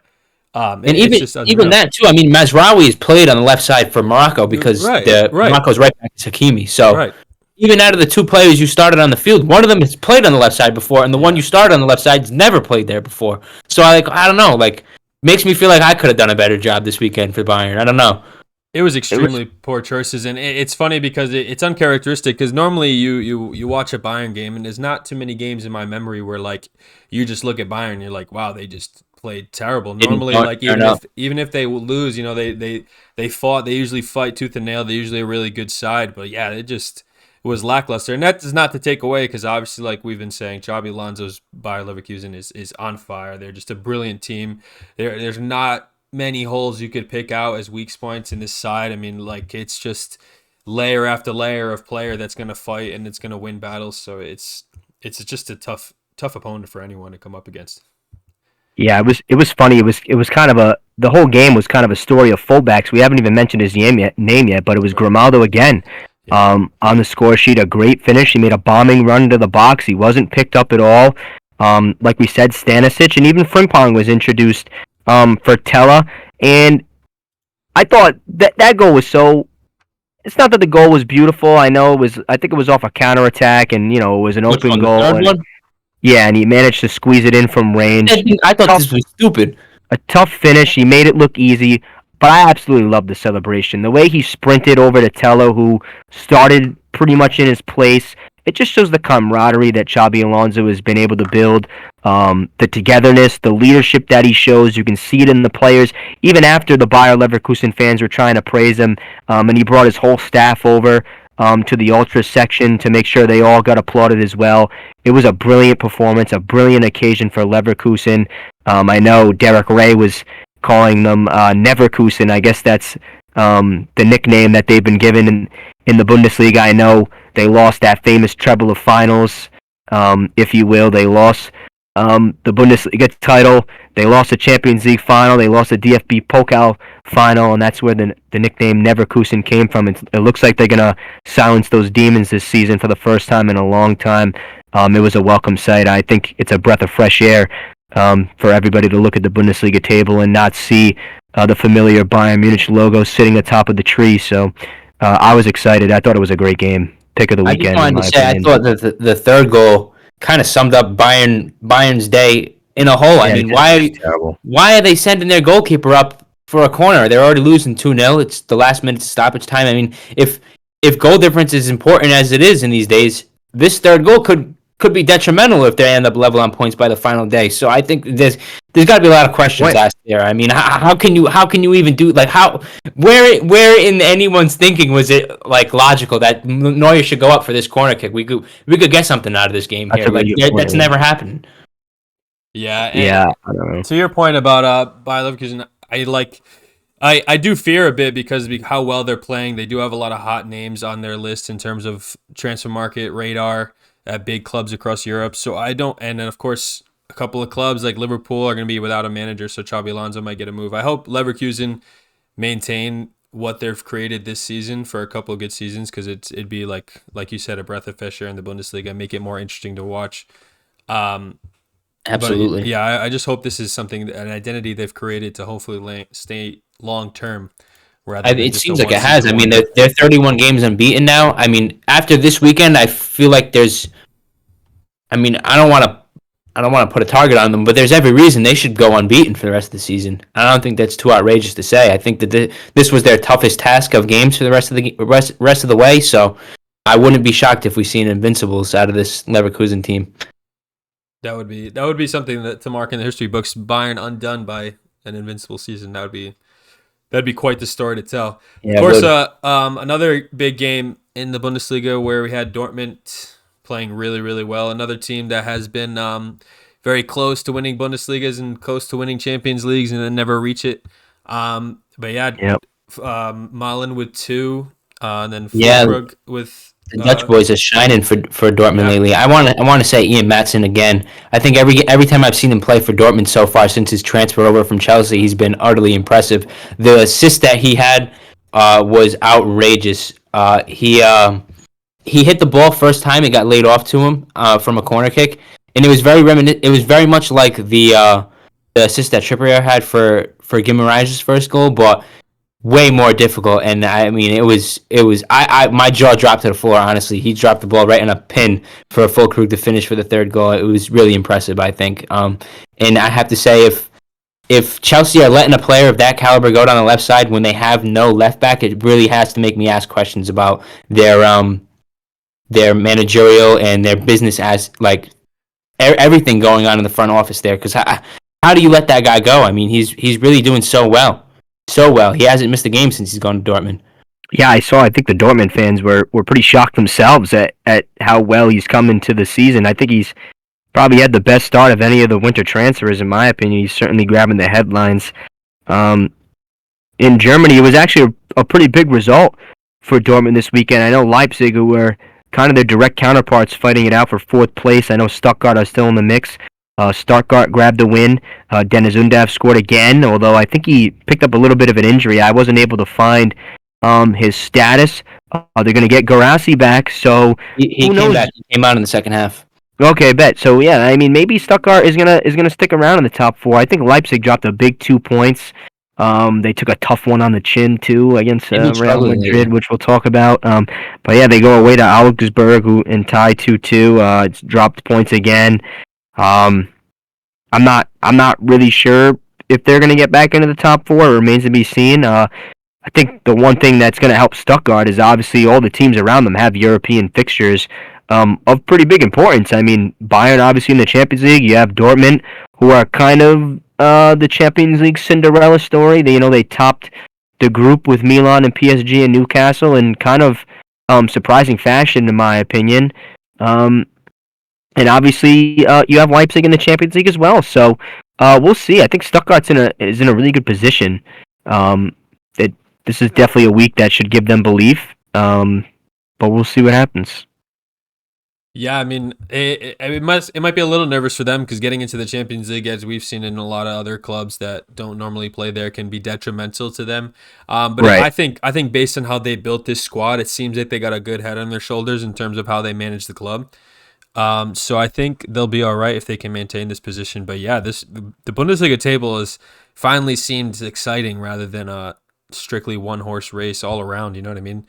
Yeah, for sure. It's been even the players that are pushing up into those top six spots have shuffled a bit, so it's very nice to see. One final game that it was in the Bundesliga that we'll just briefly mention was. Oh, we Oh, we already covered talked. them. Oh, we covered Yeah, it. we're Yeah, good. that's my fault. We will just jump over to Portugal where we had a interesting weekend. I am jumping for joy. I had the best weekend I could possibly imagine. But we Yep. will talk about the downsides for some Portuguese teams. The first one of which we had Benfica drop points, crucially for the title race here. To Vitória de Guimarães, who are no laughing side. They're a good team. They have some strong players in there. They're typically a well coerced team in terms of teamwork and everything like that. And also in terms of fan base, I think the fourth largest club behind the big three. So they have a lot of morale, especially going to play them at home. But yeah, Benfica had an underwhelming performance. And I had pointed out to both Jay and my cousin, who are my local Benfiquistas who I talk to when it comes to these games. Um, Dude, that lineup was weird. They forced João Mario back into the team despite getting a lot of players back from injury and everything, where he didn't have to be there. And he's had subpar performances, so I don't know why he doesn't ride the pine for a little bit longer. But then they forced him back in the team with no true striker and benching Artur Cabral, who I've said sucks, but at least he's scoring goals, and he Yeah, it still was a does mistake. today. And I think it was a real mistake. I know Jay had agreed with me. My cousin wasn't so sure. He had belief that Roger Smith maybe had a game plan, but it clearly bit them in the ass at that point. I mean, the defense played well. Obviously, it was 2-2. One of the goals being a penalty, and it is what it is. But then Benfica have half an hour where they're playing a man advantage. They finally get a true striker on the field. Actually, eventually with two, with Marcus Leonardo also coming back onto the pitch, but they just couldn't manage it. Jay was frustrated. He thinks it had everything to do with the lineup and also the weather conditions. Made a couple of Yeah, I was just gonna say I watched the end of the Benfica game. It was very much like the Roma game. The pitch was so waterlogged. I mean, on one yeah. side the ball wouldn't move at all. It was so wet. So I think that really played a huge factor in the result. Right. I mean, of course, but both teams are playing on that field. You know what I mean? It's not just Mm. Benfica playing on a waterlogged field. And when I mentioned it to my cousin, I asked him about the lineup again post after the result happened, and he just said that Vitória de Guimarães. He just admitted that they just were better on the day and that they were the better team. Benfica didn't come out to play, which is surprising because they've been on such good form. I don't know why they changed up the lineup so much. I mean, changed up the tactic too because they've been playing a very consistent 4-2-3-1. Changed to like this 4-3-3 with Rafa kind of playing a false nine, drop and pick up the ball. I don't know what the idea was there, but it was pretty poor in my opinion. Could you talk to me about Jota Silva of Guimarães? She's a player that I've seen linked recently with a number of clubs, one of them being Milan, so I recognize he's kind of become a familiar face to me. I haven't seen too much of him play. He does have 6 goals, 5 assists this season. Are you able to speak to his ability and what he can do? Or Yeah, I mean, I've seen him in the headlines, in the news, in the Portuguese magazines and everything. I haven't catch too much of his games except when he plays some of the big three. Okay. But to attest to the club in general, Vitória de Guimarães is really good at putting out talent. I mean, if you sat for a couple hours and look at Sporting, Benfica, Porto, even Braga's transfer history, you'll see them pull kids that are Guimarães Academy players. He happens to be from other clubs. Actually, he's been a little bit of a journeyman, bouncing back and forth. But I'm telling, their scouting academy is really good. And yeah, what I saw from him in this game, he is a talented player. He's got a bit of flair in him, and he's young too. He's our age, 24. He's still got a lot of legs in him. So yeah, it would be the fact that Vitória Guimarães picked him up and he's performing so well leads me to believe that he's got a lot of ability and potential. I have a lot of faith in when they select players and scout them. Gotcha. Another poor result, but big result for me was the Porto game, where they went on to lose 3-2 to Arouca, who Arouca are okay this season. They've been improved. They have a couple of quality players. I think their midfield's pretty decent. They have a couple younger, middle-aged players up top. But Porto just, again, have proved that when me and Jay mentioned that they're just not as good this season, this is why. I'm somewhat shocked in why they're still in the Champions League. I know they performed well, but the group wasn't the strongest. But it just surprises me that in terms of European performances, they perform best of the big three, but when it comes to the league, they're dramatically the worst. It's just, I don't know, it's weird. Evan Nilsson's still in the score sheet. I think if you're a Porto fan, that's your biggest takeaway, is the fact that you at least have someone who's still scoring despite when you play poorly. I don't like Chico Conceição. Maybe it's just because I think he only plays because I don't either, to be honest. It's because it's his dad. I don't think he's a player at all, to be honest. I've had conversations with some people who follow Portuguese soccer, and they think he's still a good player, but I'm just not a fan. I think he's hit or miss, and there's too much faith in his.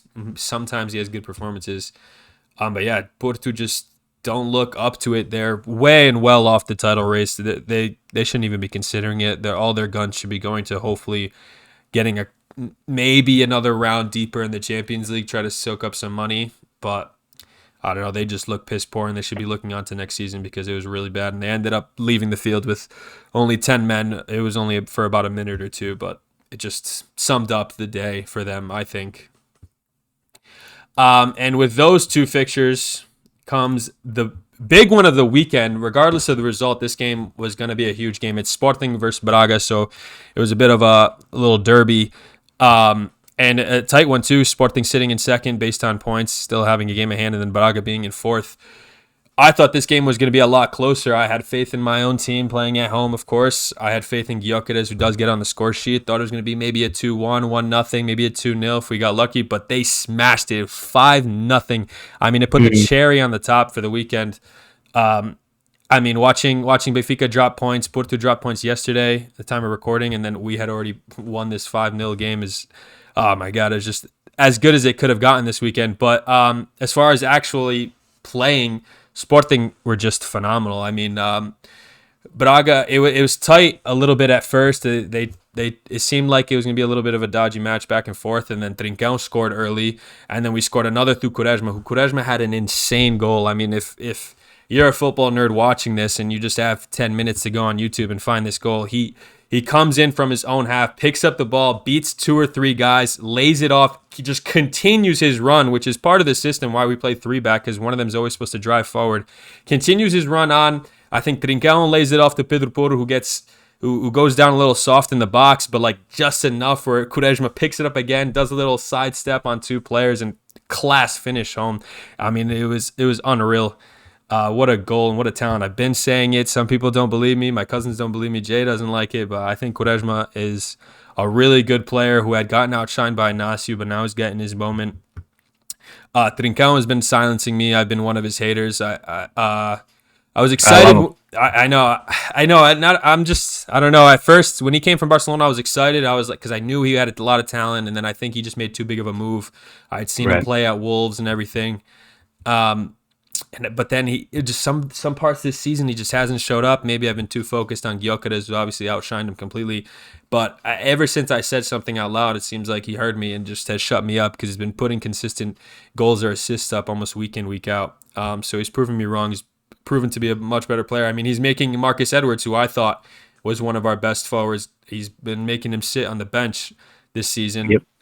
taking his spot. So I guess I can't take him for that. And then, of course, we got Morita back. Who I love Morita. Him and Hjulmand make up such a good center midfield duo. Morita doesn't stop. Hjulmand is strong. He's smart. He has a lot of wits for his age. And I think my only downside for Sporting is the fact that we don't have much else behind Morita and Hjulmand. When we don't have them there, Porto is forced to come back into that midfield. And it's just not the same. So that's my only hesitation going into the season. I need both of those guys to stay healthy. I need both those guys to stay in form.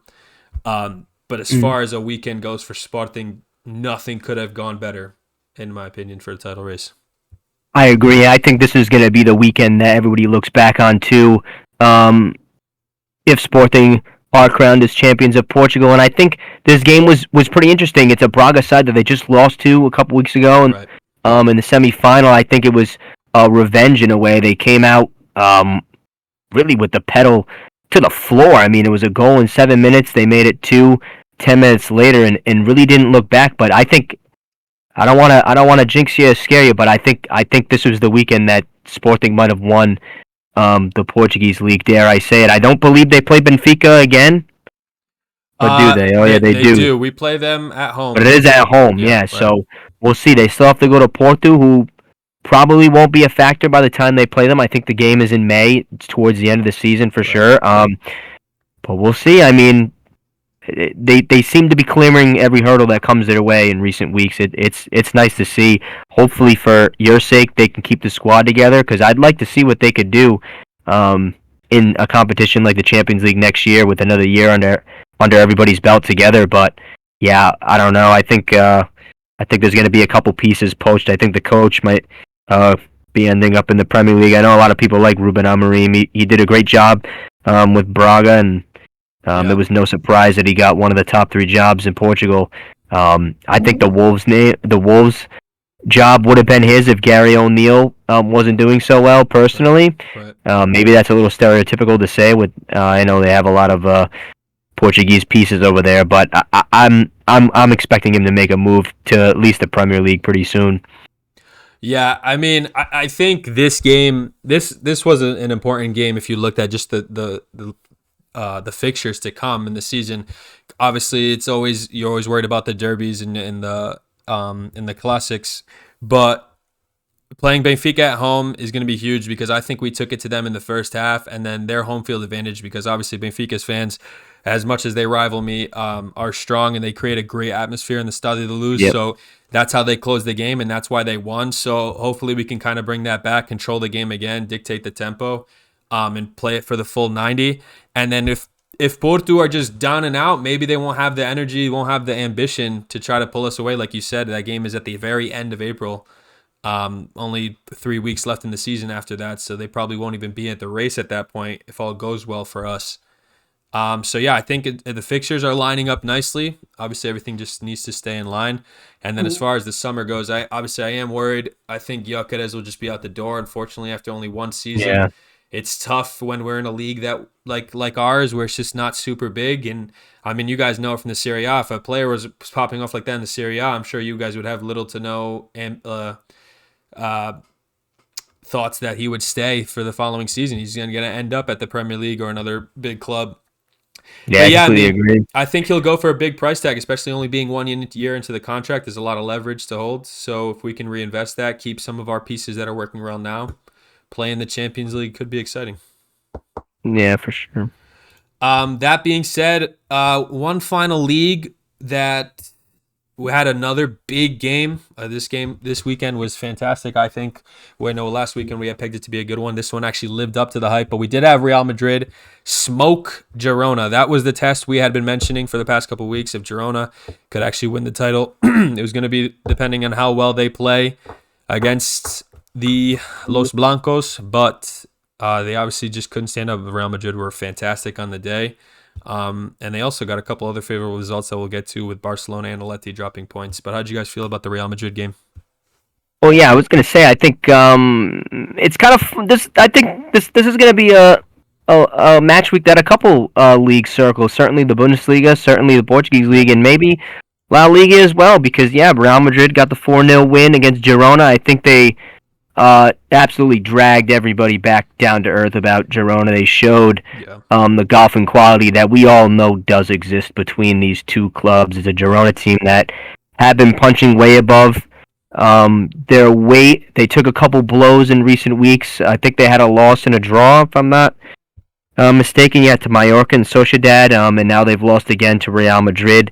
The fairy tale season seems to be over, at least in terms of them winning La Liga, but they're certainly poised to finish in the top four. I mean, they have a 10-point gap between fifth place Athletic Club, and the results of Barcelona and Atletico Madrid on the weekend certainly helped as well. But as far as the Madrid Girona game went, like I said, I mean, they just showed all their class. Bellingham was great, Vinicius was great, and Rodrigo scored again too. It's everything you want from a young attacking trio, everything that they expect.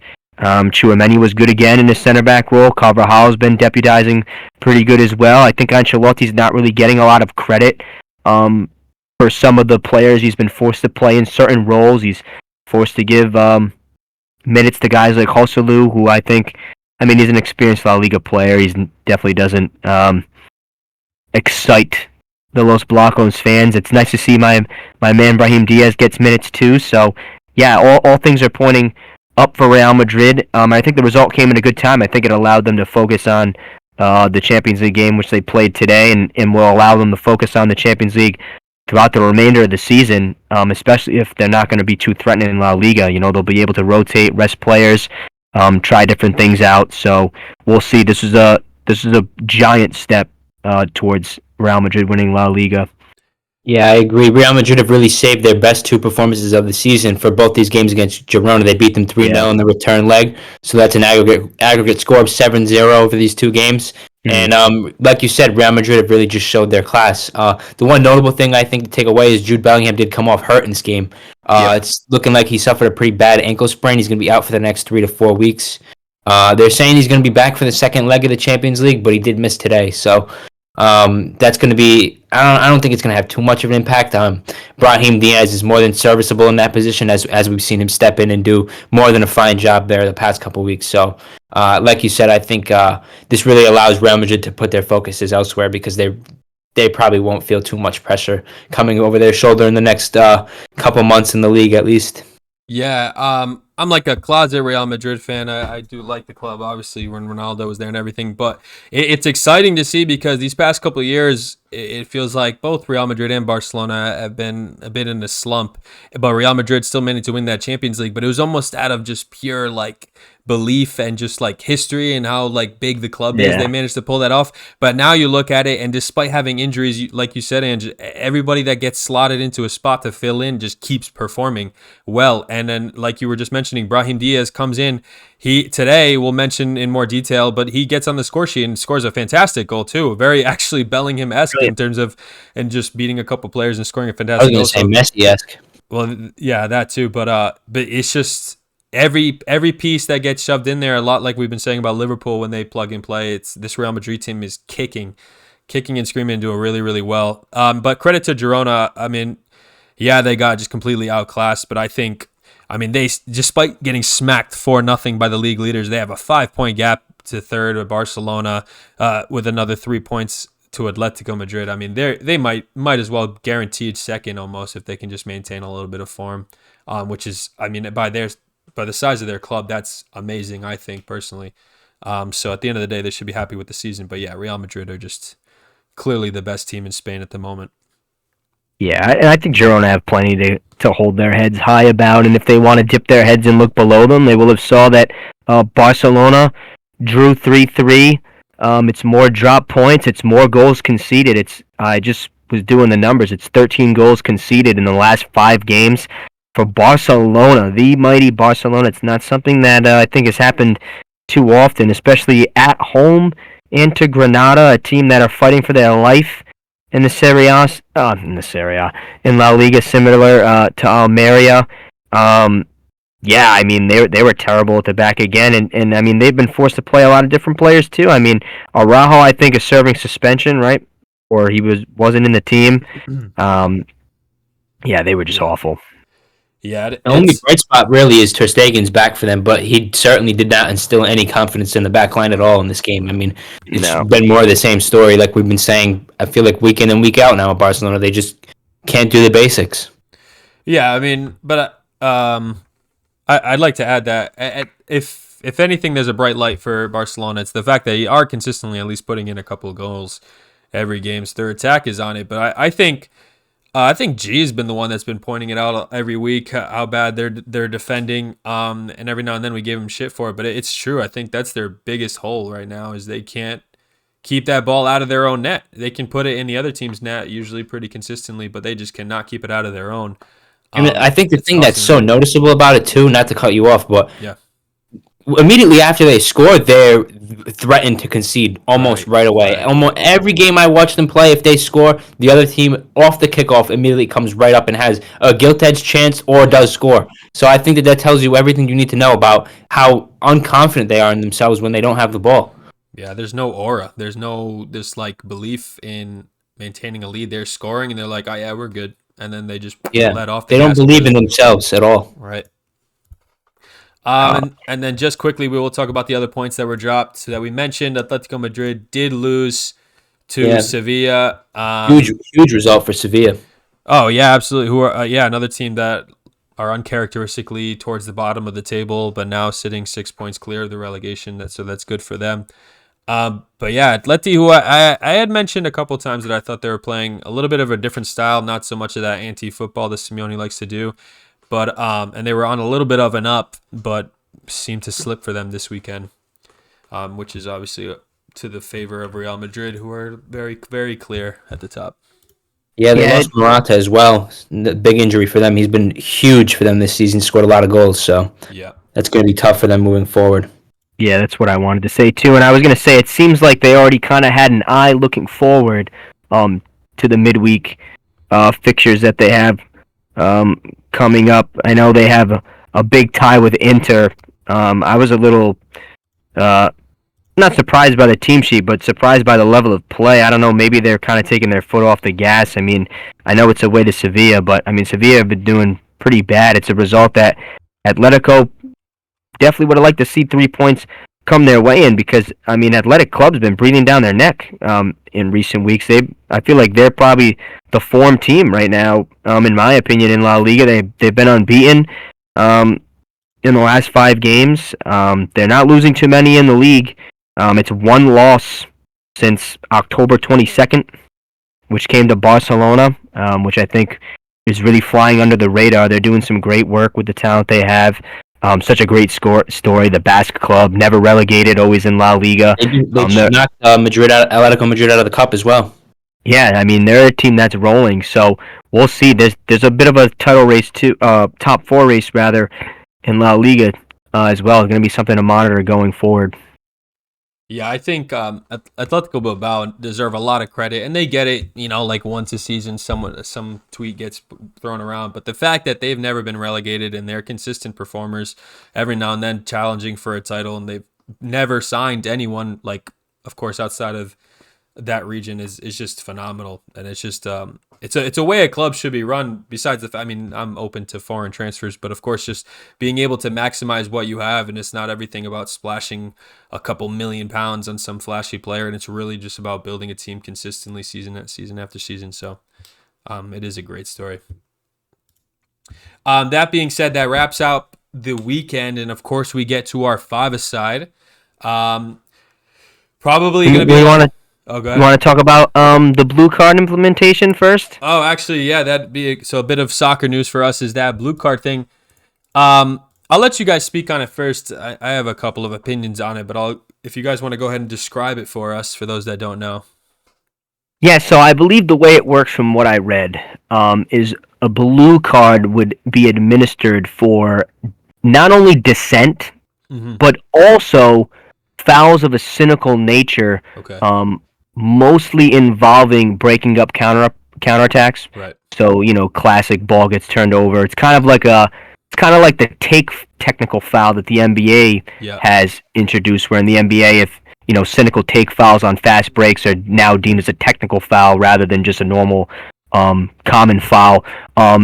what soccer or FIFA, I don't know, was it FIFA that suggested it? Well, IFAB had suggested, yeah, I think they're the refereeing, like, governing body, was that a blue card would be issued to any player for dissent or engaging in a cynical challenge. You'd be given 10 minutes in the sin bin, similar to hockey, where you'd be asked to go on the bench and serve a mini suspension within the match. And 2 blue cards also equals a red card. I'm not sure what happens if you've already received a blue card and then get a yellow, or if you are on a yellow and then get a blue card. That is a little fuzzy gray area for me. But initially I thought the breakdown was it was just going to be for dissent, which I personally believe has been a growing issue. Yeah. I think ever since the implementation of VAR, referees, especially the central referee, has kind of lost the authoritative figure that it has. I think before in the past, referees were kind of viewed as policemen, and you did what you were told, no matter if you thought you were in the wrong or not. Nowadays, you do see a lot of referees kind of getting bombarded, especially in the big cagey matches. And I think it definitely screws with referees' heads. I think that's why you see a lot of botched calls late in games. I think they might be afraid, especially if they've been refereeing the game one way and there's a particular foul that they're not sure what to give, if it's a penalty, if they should send a player off or not. And the dissent, I think, has definitely been an issue. The cynical fouls, I personally think, should be a yellow card. But what do you guys think? Do you think there's a problem around the cynical fouls? Because I think the idea, I mean, we all played the sport. I certainly played midfield and had to break up my fair share of counterattacks, whether I went in the referee's book or not. I think a lot of players nowadays kind of deem, is this worth me taking a yellow card? If it is, a little tug of the shirt, the players go down, and the attack's gone. It definitely kind of ruins the event sometimes, in my opinion. I think there's going to be a lot more goals scored in games if we see it implemented. But what do you guys think? What do you guys think about the cynical fouls? Personally, I think that's part of the game. Tactical foul, take fouls, and you already have a way of negating that. The referee is supposed to give a yellow card when you do that. We all know that isn't always the case, and a lot of times players do get away with a foul breaking up a counterattack. At least in the first half, we see them usually get away with it. Normally in the second half, the referee will start dishing out the yellow cards. But I think that's already there. We already have a rule and a guideline for dealing with that type of situation. And like I said, I just think that those are part of the game.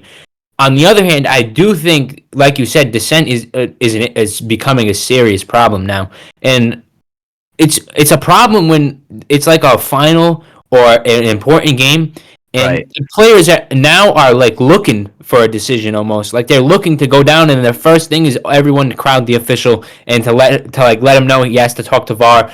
They want to know what VAR is saying about it, and I really think this is all stemming from VAR. I think that if VAR is used in the correct way, and if it's not used like they've been using it in the Premier League, where every single little incident has to be looked at and reviewed over and over and over again from every single different angle, I think if they don't do that and just use it in a logical way where it's a clear and obvious error like they had said in the beginning, I really think that none of this comes about at all.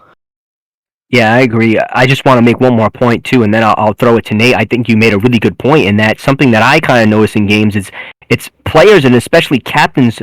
It almost looks like they think they can convince the referee to change his mind and call a foul another way. And we played the game. It seems like, if one of the better ways, more successful ways of drawing a foul was just to scream on your way down.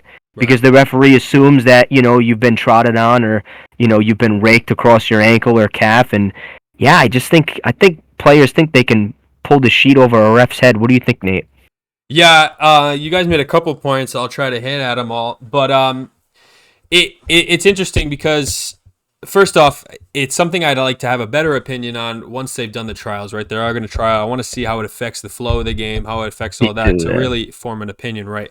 But initial thoughts, it's something that I agree. It comes from VAR because VAR was supposed to create this channel of communication with technology to officiating, and I almost think it's actually fuzzed the communication more. I think like fans sometimes we're watching games in stadium or on TV and we still don't even know why they're looking at something sometimes or why they chose to make a call or whether or not it's clear and obvious, and that communication is just not there. And then like you said, like we grew up. I mean, he was on the cover of like video games. So like, what's his name? Colini. Molina. Colina.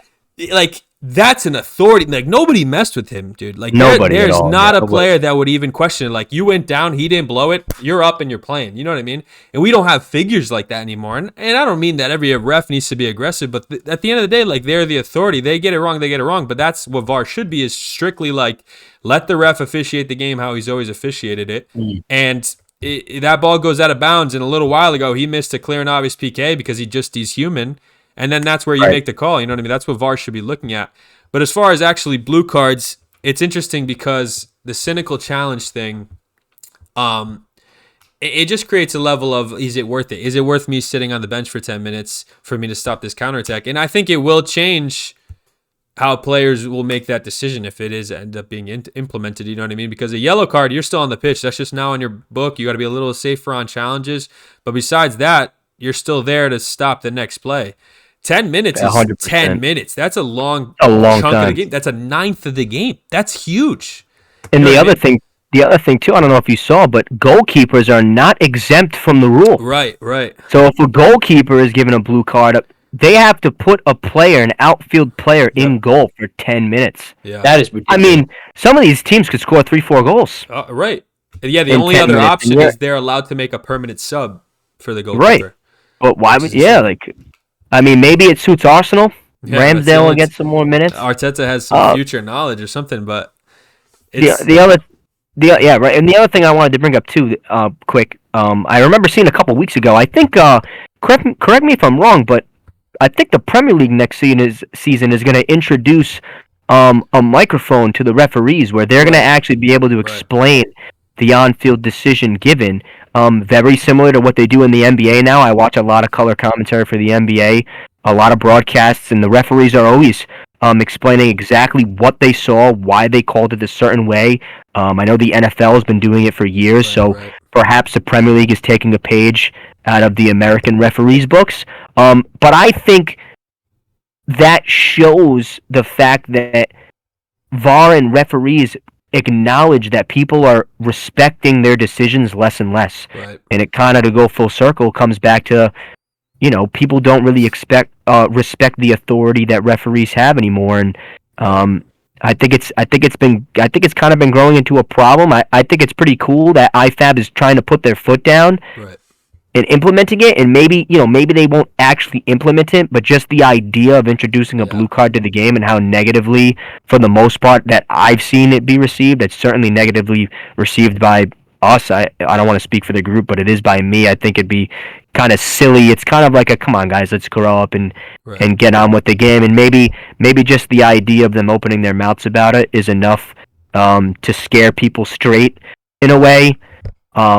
But we'll see. If we want to do a quick vote, I'm not in favor of it being introduced. Yeah, as of right now, I'm against it. I think something does need to get done. I mean, we know one of the biggest names and memes about that kind of thing, dissent, is Bruno Fernandes, who loves getting in the official's face every single game.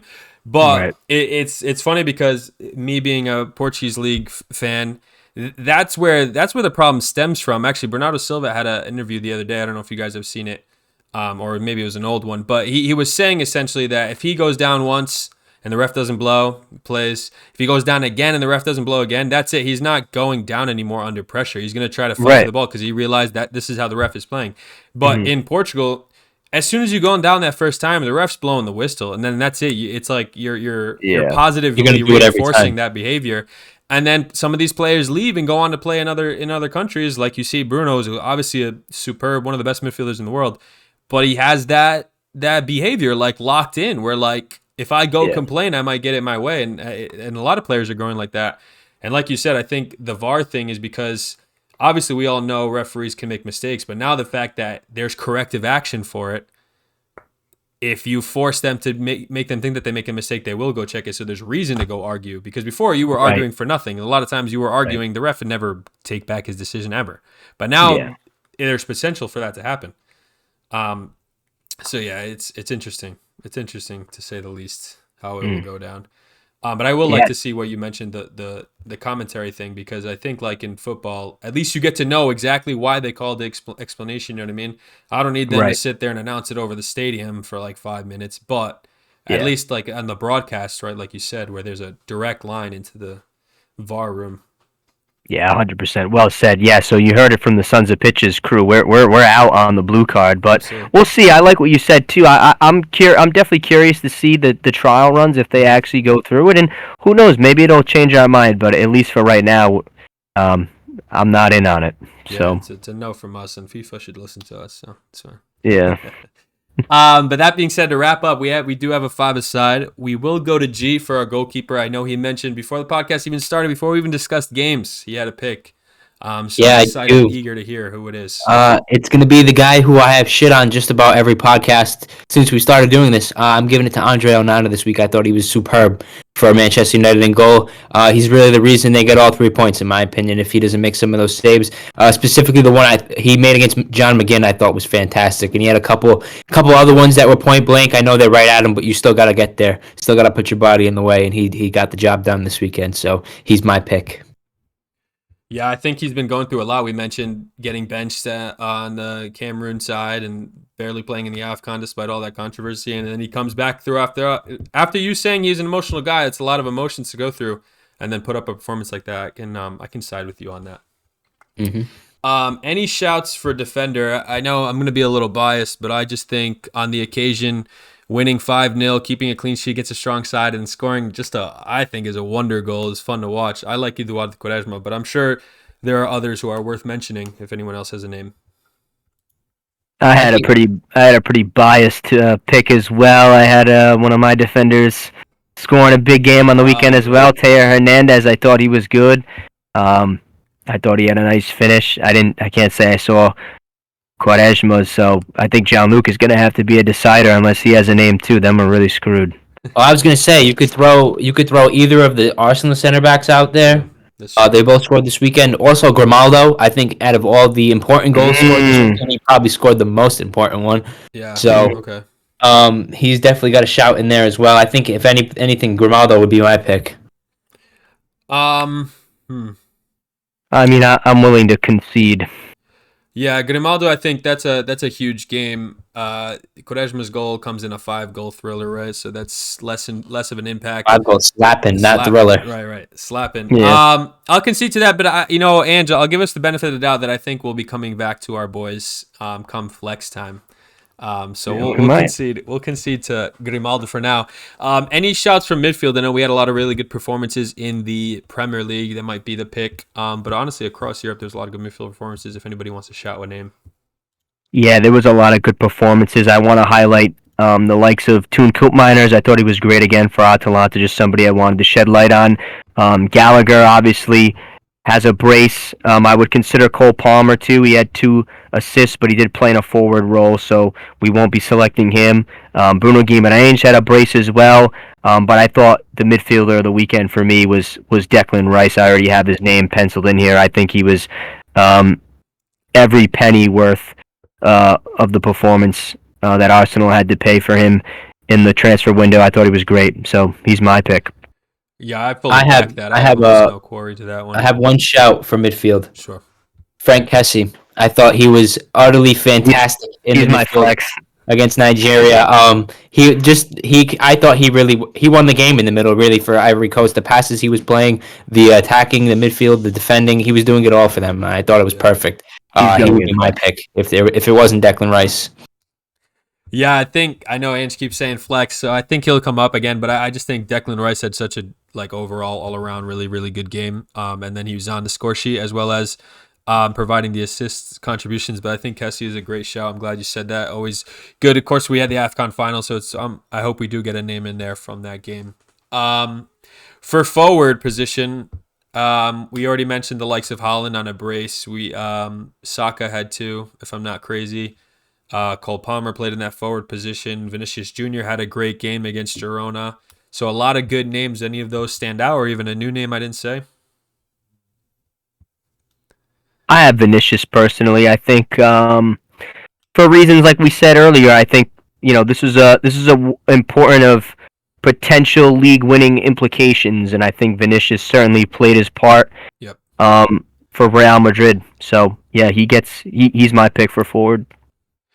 Any Corey? Yeah, I like Vinicius. The only other player I was going to shout was Marcus Thuram. I thought he was great for Inter this weekend again. He really was the catalyst for them turning the game around against Roma. So if there was anybody else to put a spotlight on, I think it'd be him. But I do like Vinicius. I think he's a great pick for the forward spot. Yeah, I agree. Directly involved in almost all the goals, and of course the importance of that game just in general definitely puts him on the first place pedestal for me. Now it seems we have quite a decision to make for flex. Of course, me and shouted out a couple defenders. Frank Kessie obviously in there for his performance in the AFCON final. The other forwards I mentioned all scoring multiple goals or directly involved in multiple goals. So this is gonna be a tough conversation.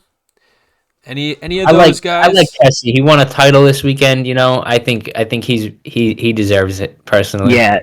Let it be Kessie. Let me bring it home. I had a little monologue I prepared for Frank Kessie because he really was my favorite player at Milan for a while. I think he represented a time in Milan. Really the end of the meme era Milan, the banter era Milan. He was somebody that brought me joy. To be honest, you don the name El Presidente for one day parking in the president's spot in the parking lot, and of course his celebration that's now become so famous actually has a pretty heartwarming story. I don't know if you guys saw. He was asked what the meaning behind it was. He's been doing it ever since he popped on the scene for Atalanta, and it's kind of become his own little trademark. But the reason was that he told a story about his dad having to go and fight for his country, the Ivory Coast, and his dad lost his life in service to his country, and ever since then, every time he scores, the salute is a note to his father. It's a wonderful gesture. He brought it out in style. He jumped about 10 feet in the air and planted both feet strongly and cemented Ivory Coast's at least one of their hands on the AFCON trophy, which they went on to lift. And obviously, as Gianluca said, he's one of the few players that won a trophy this season. So hats off to Frank Kessie. He's my old friend. I was very happy. I was honestly jumped out of my seat. I was very happy to see him score in the final and lead his country to victory. So he's in the flex spot for me. Yeah, I mean after that monologue, I can't argue with it at all. And I think the salute actually being an ode to his father who lost his life serving the country, to do it to then help your country win such an important trophy is a perfect little bow on that story. So I like it. So fantastic. That was fun. We had a great weekend. Finally lived up to the hype. We might have overdone last weekend's hype, but this weekend really lived up to it. It's going to be something we'll probably end up talking about this very podcast, these very takes, come title time in every league. So it's going to be a good one. But I hope everybody has a great rest of the week. We will be back later this week with the Europe roundup. Europe is back. UCL play today, plays tomorrow right before this pod gets posted. And then we'll see some Europa League and conference action. So it's going to be fun. We'll be chatting about that. It's time. That best time of the year coming back to us. So everybody have a great week and keep on being son of a pitch. Ciao.